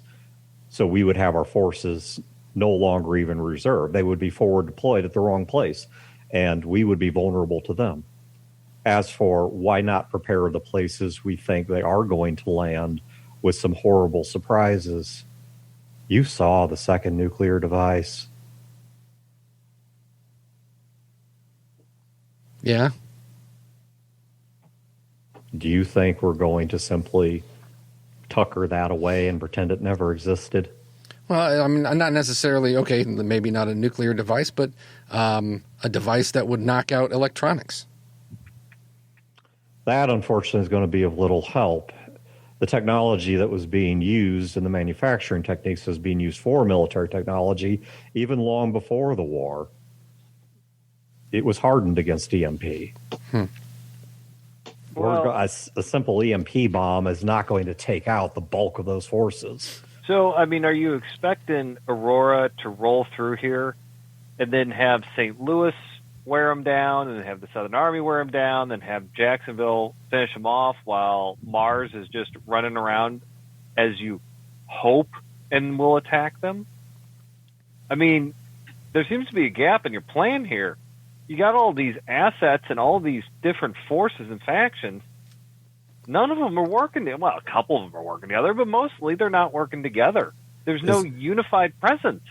Do any of them other than Jacksonville know about Aurora? I'm What assuming leader- Jacksonville knows now because they were scuttling that space station. We're not gods. This is war. We don't control everything that happens, and we're doing the best we can with the asset we have. But has anybody What had a leader would they listen conversation? to? What leader would they listen to? Well, I mean, have you tried talking to them? Yes, we talked to all of them. And have you told them all what exactly is going on? And then said, okay, we need a commitment to fight these guys. Some of them, yes. Others, I think you may overestimate exactly the strength of their central authority. So what's the plan? We The just sit here plan and wait? is... That's actually what I would like to discuss with you. Gil, I'm a believer in using people to both the calling they have chosen and to the abilities that they possess. You see a need. You see a need that a small, neutral group, despite some of the bad blood you've left behind, could still fulfill. Is that what you would like to do? Sure. Can we? I don't know if you can succeed.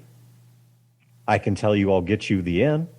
You tell me who you want to talk to, and I can't necessarily guarantee you a 4 o'clock sit down, but I can see to it the right doors are open so you at least can get somewhat involved. I can tell you you're going to need your vehicle because time is short. Mars, depending on precisely what they choose to do with their burn, 1, 2, maybe 3 days out. It's enough time to hit several of these forces. You may have to hit a few of them in turn. You may have to pick and choose who you talk to. Pick your top 3, 4 that you want to see. You Right. already have Jacksonville on board, right? Jacksonville will be one of the easiest to get you an audience with. St. Louis, unfortunately, because of the way things were left, a bit more difficult. But if you can get Jacksonville to go, if Jacksonville has the time left on the clock, they can probably get St. Louis to go. If St. Louis goes, Cape will probably go with them. Southern Army, they work for Jacksonville? No, in fact, they're kind of perturbed. They're not stupid enough to have an open war with Jacksonville, but they're actually rather perturbed by Jacksonville's existence. Can we bring them to the table? Can? I don't know. I think we may have a way to do that. I'm not resting on my laurels, but I'm saying that I have done a lot. There are still things I yet intend to do.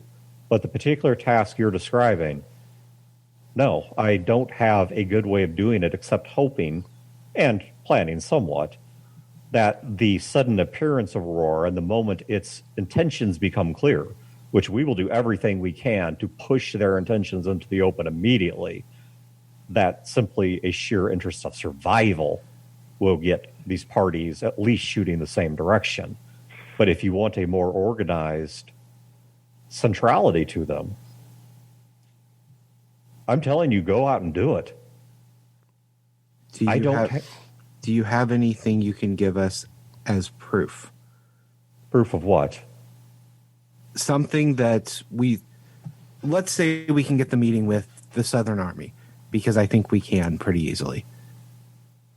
We sit down and we say, there's a spaceship coming and they're about to attack the Earth. They're going to take one look at us and say that we're crazy. We need to be able to show these people something if we talk to them to show that we're not just a bunch of crackpots in a truck. Shouldn't she already have agents in place? Isn't that the whole point? I mean, I look at her. Isn't that right? I mean, this whole time you've had agents with in St. Louis. You've had agents, doing things with the carvers and all this other stuff. Don't you already have people where you need them? We're not good at everything. We're good at pushing pieces around. We're good at manipulation. We're good at subterfuge. We're good at assassination. We're not a diplomatic corps. That is becoming very obvious very quickly. It should have been obvious from the start. Yeah, because I think the better plan would have maybe start with negotiations. Oh, that plan was dead from the outset. These parties hated each other and didn't believe that there was any existential threat to any of them. Why do you think we had to invent existential threats? Because you're crazy? Oh, an easy dismissal of a plan that you don't like. No, Gil, it was because none of them believed they had an existential threat. St. Louis felt secure. Why do you think they never wiped out the Carvers? Because it was a useful pressure to control their internal politics. They never felt themselves genuinely under threat. Why do you think the Southern Army was expanding outward instead of bunkering up? Because they didn't see themselves as having any genuine existential threat, just new people to free and new lands to take. Why do you think Jacksonville is happy to sit behind its walls? Because they believe that they are in control of it all. Why do you think Mars has simply rested on that planet for decades? Because they feel safe there, and because they have no motivation to come here. We had to take that away from all of them, and we did. And they're all moving, and they're all ready. That's something they weren't even just 2 years ago. Call it crazy if you want. This is one of the greatest successes in the history of intelligence operations in the entirety of humanity. We changed the world in 2 years. You've only been doing this for 2 years? No, but we've had our biggest successes within 2 years. And I'm telling you, if this is your passion and you have the skills, do it. I am telling you. It's not my passion. It's us cleaning up your mess. because you weren't willing to talk. You're manipulators. You're spies. I get it. You did what you know how to do. You don't send a bouncer in to clean up the dishes. You send a bouncer in to go bust some heads. Got it. Cool. No judgment from me. You guys did what was best. But what is needed, and what I think was needed, but it doesn't fucking matter anymore because we're way past all that, is we need to bring these people to the table. Otherwise, this faction's going to fight the bad guys and then get beat up, and then that faction's going to fight the bad guys and get beat up because the bad guys are unified. These guys aren't. It wouldn't have worked. Then why would it work now? Because for the first time, these pieces are visible. Places like St. Louis can look into orbit and see the Aurora ship there. Because of the fact that these forces have at least chosen to begin to unify themselves and at least prepare to fight some threat, even if it's not the correct threat. They have a common exterior foe. They all feel the same pressures. Philip, you asked me for proof. You said, could I give you proof to take to these parties? You already know I'm right. Even now, they need visible proof. Without something staring them in the face with a gun, they won't act. Yeah, I wouldn't have believed any of this if somebody came to me and told me the story until I'd seen the things I've seen. Your man from Mars that came down with Songbird, you know where he is, right? It's laundered information. I don't know, but I could find it. I'm not asking. What I want to know, could you get him on a radio to the Martian ships? Even if he's not in good with them, even if he was running from them, the fact that he is from Mars and they can verify that by talking to him, that might give them someone that they would actually listen to.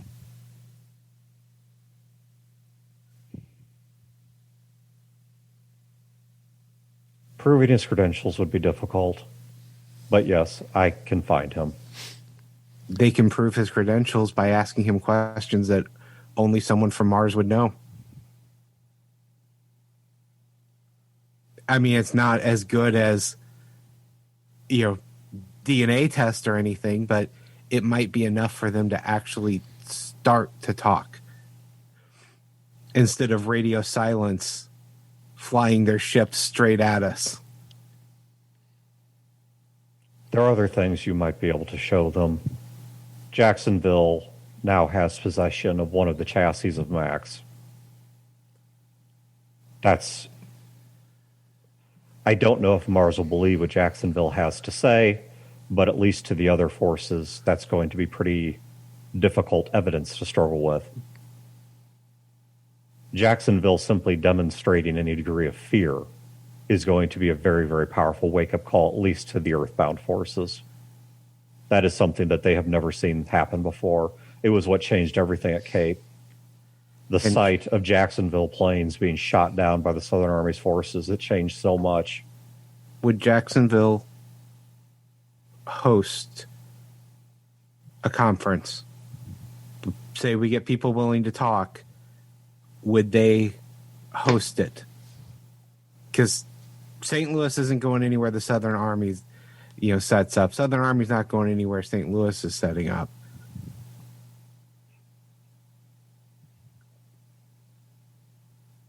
I don't know.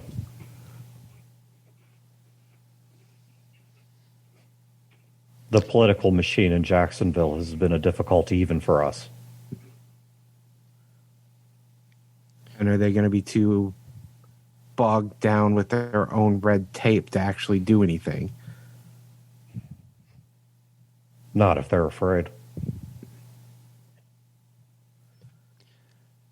Jacksonville's one strength, which is also one of its worst attributes, is its ability to lash out with disproportionate force when they feel threatened. Emma, you've been really silent through all of this. Is there something we're missing? I look at her. What do you want to do?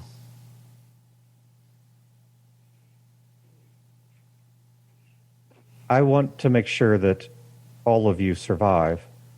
I want to make sure that the people on this planet survive. And then I have additional plans beyond that that are irrelevant at this point. What projected scenario would help you do that? Meaning, I nod towards Dragon, do we do what she says? Or is she full of shit and just a petulant child who is pissed off because her parents left her behind? What do you want us to do, Emma?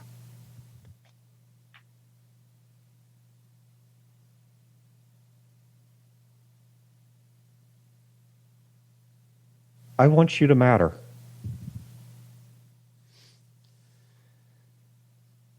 I want you to control your own destiny. Everything that I've heard about your story, at least what I know, most of you, if not all of you, have never been in control of your lives. You were either being controlled by your worst impulses, or you were being controlled by the demands and impulses of others. You have information. You have power. I don't want you to do what anyone, including me, tells you to do. I want you to be the people that I believe you can be, to matter in all of this, and to matter in a way that you chose, not in a way that was written for you. All right. I turn and look at Dragon. And I say, okay, well, then you asked, Gil asked, how could these all be unified? And then you said, who would they follow? A charismatic leader who would be able to unify all of these people. And then I thumb over to Philip. That's who. What? Me? You got my vote. Because you also have a friend who is an expert leader, but he's already fallen off a cliff and he's about, by my estimation, a short distance from dead, if you don't intervene.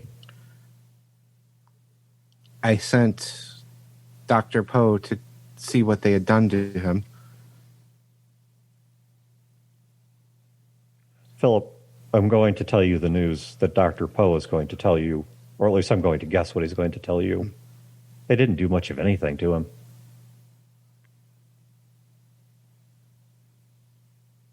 This is just in his head? I think it's more than in his head. But by my observation, not that I've exactly dedicated agents to him, but by my observation, he's doing this to himself, or has done this to himself. If you can bring him back from across that line, you already have someone that's a known quantity and a successful leader.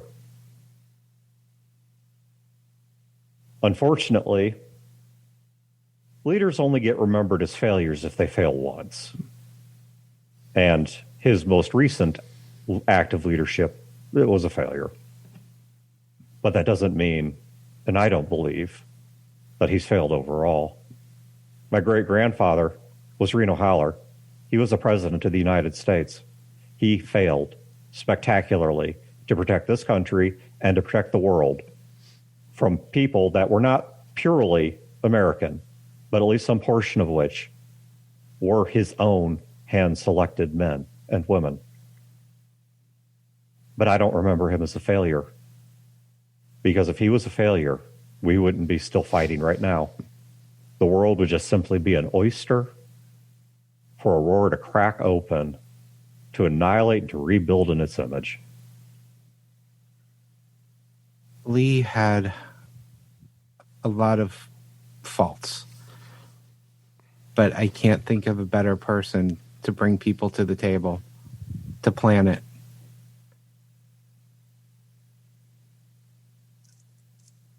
I was planning to go see him after this conversation.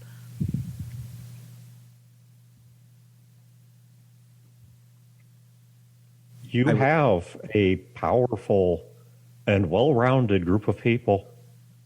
You have a doctor. You have a technologist.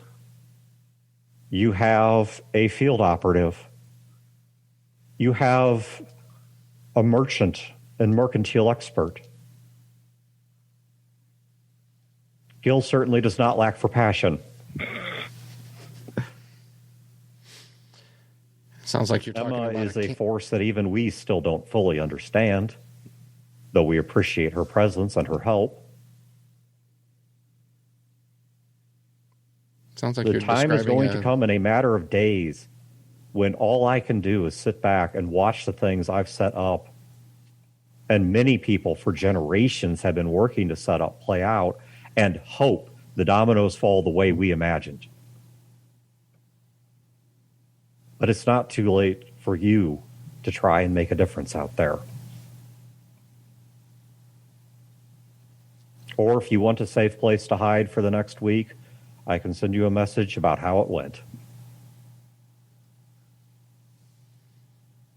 I kind of look around at everyone and I look directly at Gil. I don't know about you, but I'm sick and tired of manipulations and people pulling strings. And I think it's about time the people on this planet get the chance to actually choose to do something for themselves with the information. Yeah. Because this pulling the strings got my friends killed. Because from my perspective, this group of people who are rebelled against people who are pulling strings. So, granddaughter of Reno Howler, I was on that train that you decided to turn into Armageddon to blow that nuke up. There's a family with children there that you killed. Their blood's on your hands. And I get a strong feeling the smallpox that hit the Carvers was your doing as well. And I lost a friend to that too. And before you start going on about greater good and all that kind of bullshit, we're going to be doing some things. And we are going to tell you what we need to do it. And we need you to do it. That's all there is to it. Philip, make a plan. Give her a list of what you want. All right. First thing I want is to see if I can get Lee. I want his advice on this.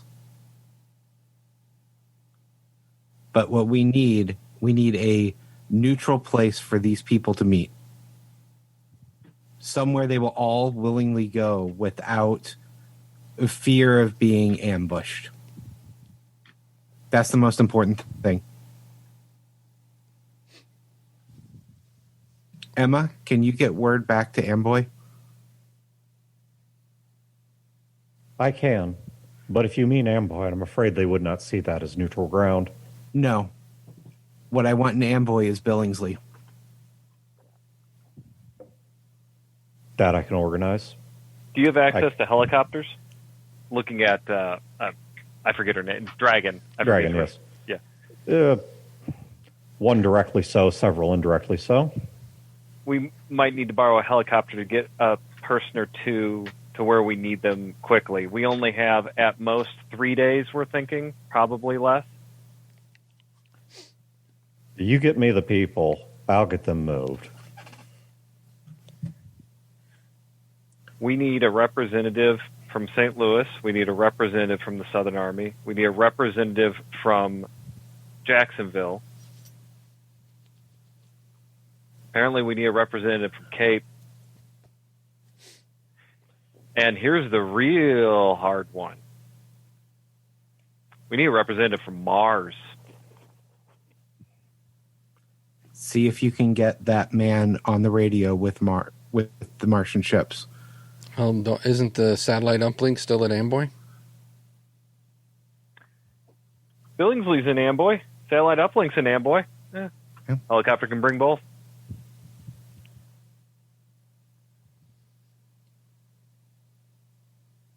Billingsley can get us in touch with who we need to in the Southern Army. We don't even know their president. He knows who that is. I'll get you Billingsley. I'll get you the satellite array. What I is will. Oh, sorry, go ahead. I will get you whatever it is you need that I'm capable of. Mars is the one I can't even begin to offer any assurances on. I can just tell you I'll try. Well, that's fair. Yeah. Get the man on the radio with them. If nothing else, maybe they'll be pissed off to hear his voice. But they'll talk. What is the chances now? Your organization, secretive, quiet, moves in the shadows. What is the chances that Aurora has similar agents on Earth now doing the same thing? Because what I'm 100%. thinking, who is in charge of security here? And I don't mean enemy at the gates with tanks. I mean, when this starts to get out, a laser dot appearing on Philip's forehead. All right, I am now in charge of your security here. And don't think I'm just a loud asshole. I'm actually a cop, and I've done this before. So I'm going to need to talk to some of your people and get this place actually secured. We need rad bears. Why would anyone want to kill me? Not right now. I'm just They a guy. don't yet, Philip. In the next 12 hours, they will. Philip, do you know why no one has wanted to kill me for so many years? Because they don't know who you are. Because I was just the arm candy of Thomas Barnes. Yeah, we don't have time to Trust set me, that up. no one in town thinks you were arm candy. We were all more scared of you than him. We knew he may be the one to say, kill us. You'd be the one to do it. That's the reputation that you've built for yourself. Songbird,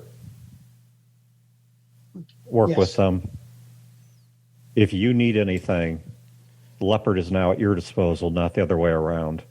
If you need any assets that Leopard cannot provide, please be discreet, but contact me directly through Temper's Militia. Understood. Or through Emma.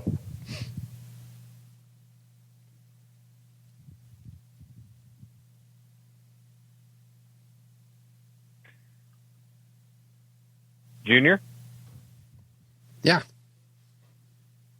you got anything? Yeah, I look at Dragon and I go, "Who's your daughter's dad?"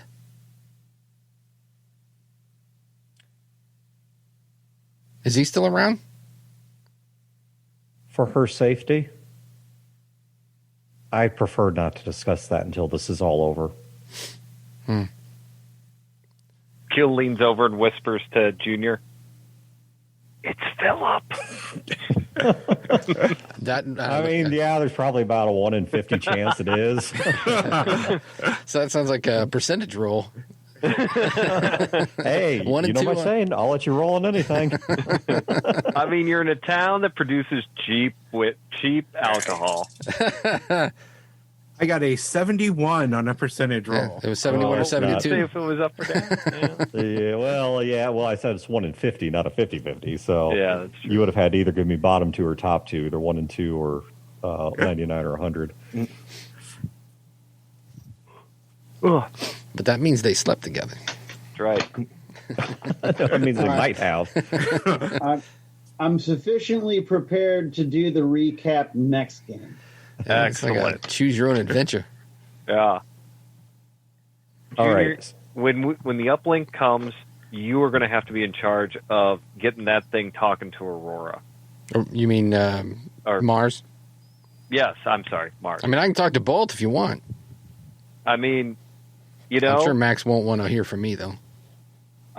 maybe if we actually get this thing successful and working, and that kid and Philip can get these people talking to each other,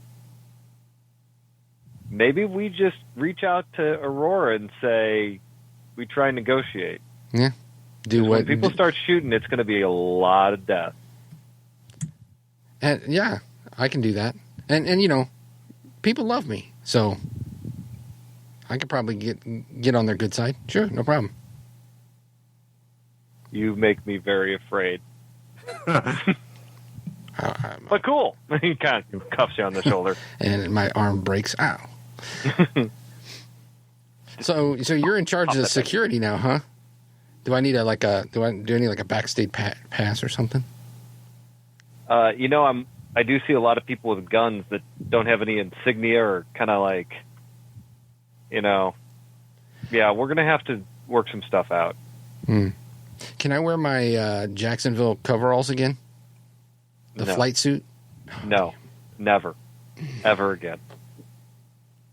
Damn it. I bet my mom could set you up with some new clothes. Can she make it look like a jumpsuit? Yeah, Like a flight suit? And then have my own insignias? Can I have my own insignias, Gil? Sure. At least we would know it's you. You could put a spider as an insignia. That could be my unit patch. There you go. Nice. I like this plan. All right, I need to go see Lee, and then we should see my mom. All right. So, do you guys want to pick up with Lee next game? Do you guys want to keep going? Yes. Next game. Yeah, I think Okay. that's- So we'll pick up with Lee next game. Otherwise, Lee is going to be very sleepy. So, post game. No, it was good. I mean, there was Yeah. so there's two kinds of plot dumps, right? There's a plot dump where it's just blah blah blah blah blah blah blah, which is not necessarily a bad thing. It's just like here is a shovel full of information after shovel full of information. But then there's ones like this that I really like that are good. Where I mean, for one, Wayne nailed it. That was really awesome. And that was I cool. am very impressed with Wayne having just put together 2.5 to 3 years of campaign in one moment. Well, and I figured out she was dragon before we walked in the room, Because but Philip everything, didn't. because I mean, it's like I said from the start, all the shit that is going on will all come back together. You know, Yeah. everything. I mean, even all the way up to the hostage taking of Amelie.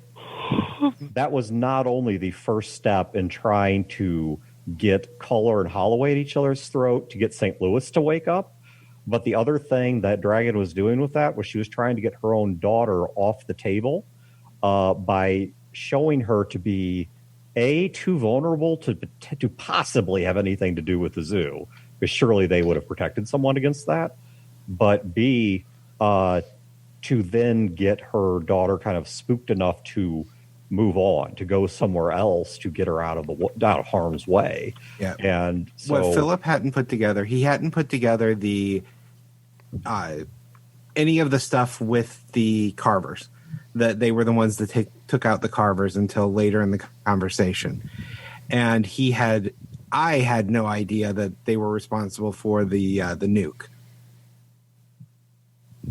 But other than that, I think that's the only piece that Philip didn't pick together that I did was the rest of the carver stuff and why that had to happen. But Philip hadn't put that part together at all.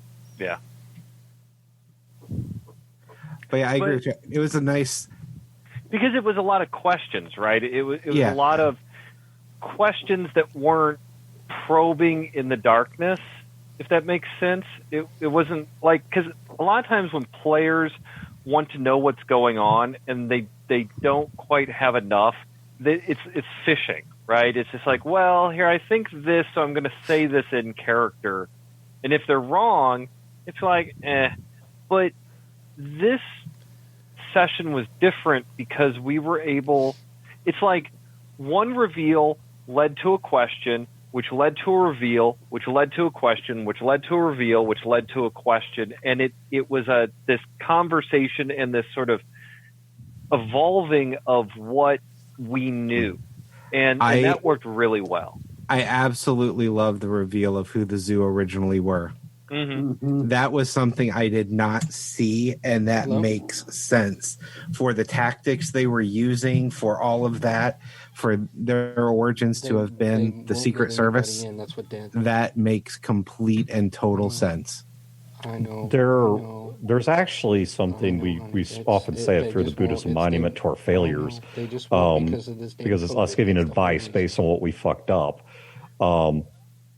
And this is actually an example of that, because I realized that something I screwed up in the last game I don't know why. was, so let me go back a couple games. I knew that you guys were wallowing too much in the dark, and that was becoming a point of frustration. I know. And I knew that I was intending to reveal it, but until I got you to that point of reveal, it was going to continue to be a frustration. So I had to speed that up. That was point one. Point two was, in the last game, I started to give you that plot dump, but I realized it didn't work because it came in the form of Dr. We can try and Mitchell. I think that's her name. especially at night. Yeah, Dr. Mitchell. It came in the form of Dr. Mitchell, just kind of lecturing you guys. And she told you some really good stuff and some really important things about what was going on before the war, but it wasn't good storytelling. It was just... Well, and the other thing she did for... I'm not sure about everyone, but definitely in the case of Philip and Jr., seeing Emma just kneel down, that set off some triggers. She's doing something to Emma. And that immediately put us on bad footing and wanting her gone before she's even started talking. Yeah, but I screwed up though in terms of revealing the plot right there through the Atlas Shrugged speech. I didn't. I didn't. And some of it was I understand why I did it. I was anticipating that she's going to say this and then you're going to ask that. So I'm just going to save everybody the time and just give you all the information you're going to ask for anyway. But the thing is, I should have let that conversation occur, because I took agency and participation away from you guys by not doing that. And so when I was prepping for tonight's game, that was one of my big thoughts, is in all probability, I didn't know for sure, but in all probability, they're going to see Dragon tonight, and they're going to ask her a lot of questions. Yeah. So how do I do the reveal without her lecturing you guys? One thing you did immediately in the Dragon conversation that completely changed the tone that the conversation was going to be for me, as well as made the tone different than the rest, was that immediate volunteering of Emily's my daughter. Yeah. Because she then made herself vulnerable. She gave me a piece of information that could be held over her head. And because Philip had kept his own daughter a secret for her safety, that immediately made him realize she is giving us a valuable piece of information. She is willing to work with us. Well, and that was a thing that I calculated on her part. It wasn't manipulation per se, but she wanted to connect with you at the human level. And it worked. She wanted to connect with you and basically say,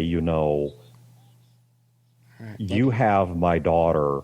And, kind of like as a fellow parent, I know what that means.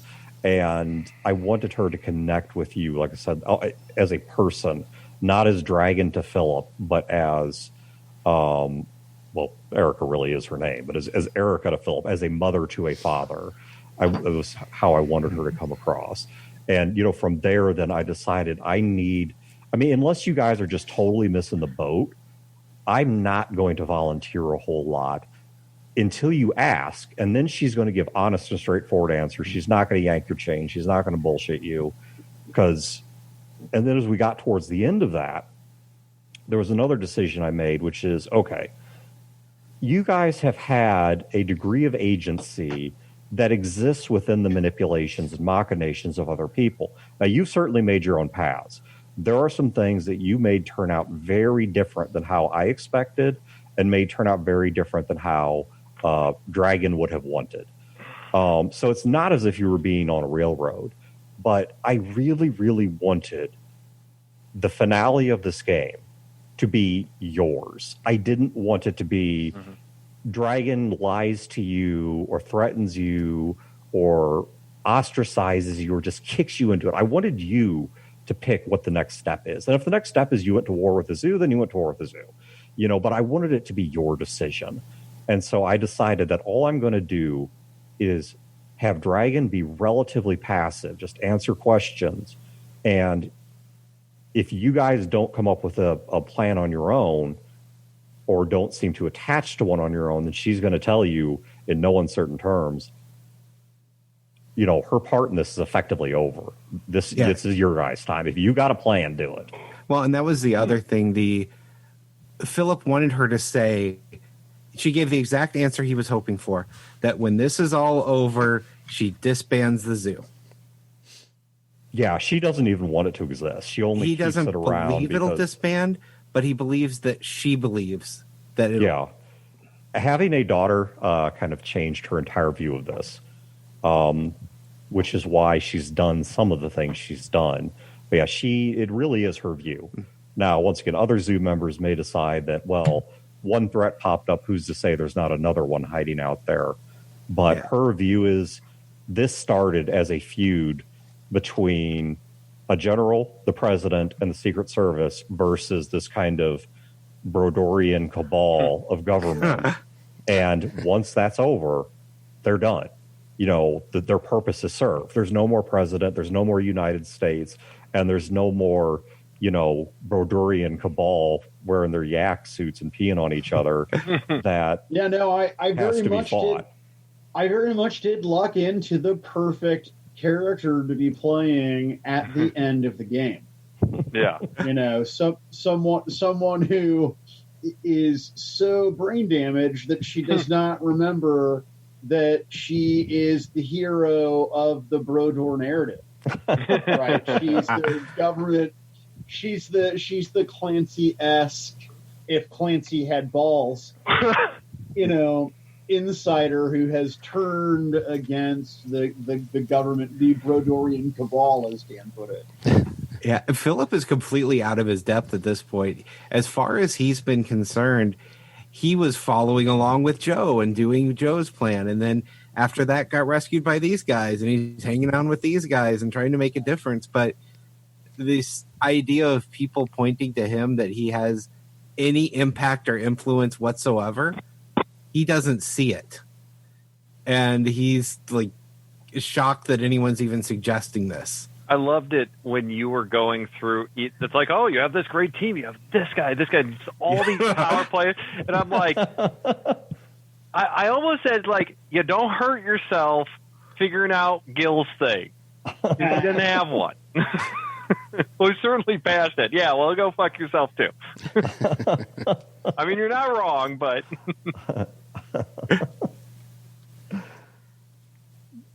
But yeah, no, this is a good one. Yeah, I like this. It's just, I would actually love to keep going because I've been thinking about Lee now. Because Dan and I did not work out that Lee would be possibly making an appearance in this game, and that was some of our real game stuff. Was him telling me some things and then me telling him some things about Lee. And but yeah, now that it's midnight, it's just like.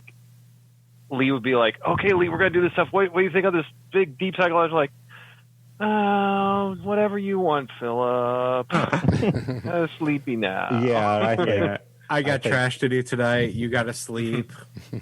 I'm not going to sleep for several hours yet, but I recognize I'm the anomaly in that. So, yeah, I won't either, but I got trash to do. So, cool. Yeah, I thought this game went really well, and I'm kind of very excited to see how there's probably only a handful of games left. I'm very excited to see how they go because, like I said, I have already written. Well, I don't. You will probably see this all come together. This is because there's one thing that's been set in motion that you've seen the start of, but haven't seen it come together yet, which is the epilogue of the game. That is actually, you've already seen the first parts of it, but I don't know where the end of the game is. I don't know what the end looks like versus the epilogue. because the epilogue can really occur in just about any outcome of the game. Because looking at it right now, we've got the whole big, deal with this whole situation. Once that's all wrapped up, we're going to find out something horrific about Emma that we have to deal with. That she's pregnant. She has been Junior's kid. That's the real horror. She has been cryptic enough that we're going to see something that's like jaw dropping and oh my god. She's already harvested his sperm, is what you're saying? I mean, she may not be evil, or maybe she is, but you should at least know there's one more big thing coming from her, because she had that side conversation with Junior of, "Do you trust me?" And he's like asked her why or something like that, and she said, "Because, I'm going to do something really scary, and if you don't trust me, it's going to look really bad." And so, yeah, I mean, at least one more big oomph is coming out of her. Brodor, you're on mute. Well, there you go. So, is Junior going to put Emma in some kind of giant waifu jar and glaze her for 12 to 24 months? I mean, there's going to be glazing involved, but there's only one character who I really don't have a sense of how their arc ends at all, which I know what I want, but I don't know how I'm going to accomplish it. So that's going to be an interesting one to dissect after it happens. Though, Chad, it's not the person you asked me about. Yeah. I will answer your question, and once we close off. Really, I need the answer in 2 weeks, not right now. I'll forget it. So. Okay, that's fine. So, but yeah, there's one other character that I know how I kind of want their arc to go, but I haven't totally figured out exactly how I'm going to get there. So anyway, all right. Well, great. Thank you guys for a good game, and you guys at home, thank you for tuning in. Have your own great games and learn from our mistakes. And we will catch you guys in 2 weeks, give or take, for the next one.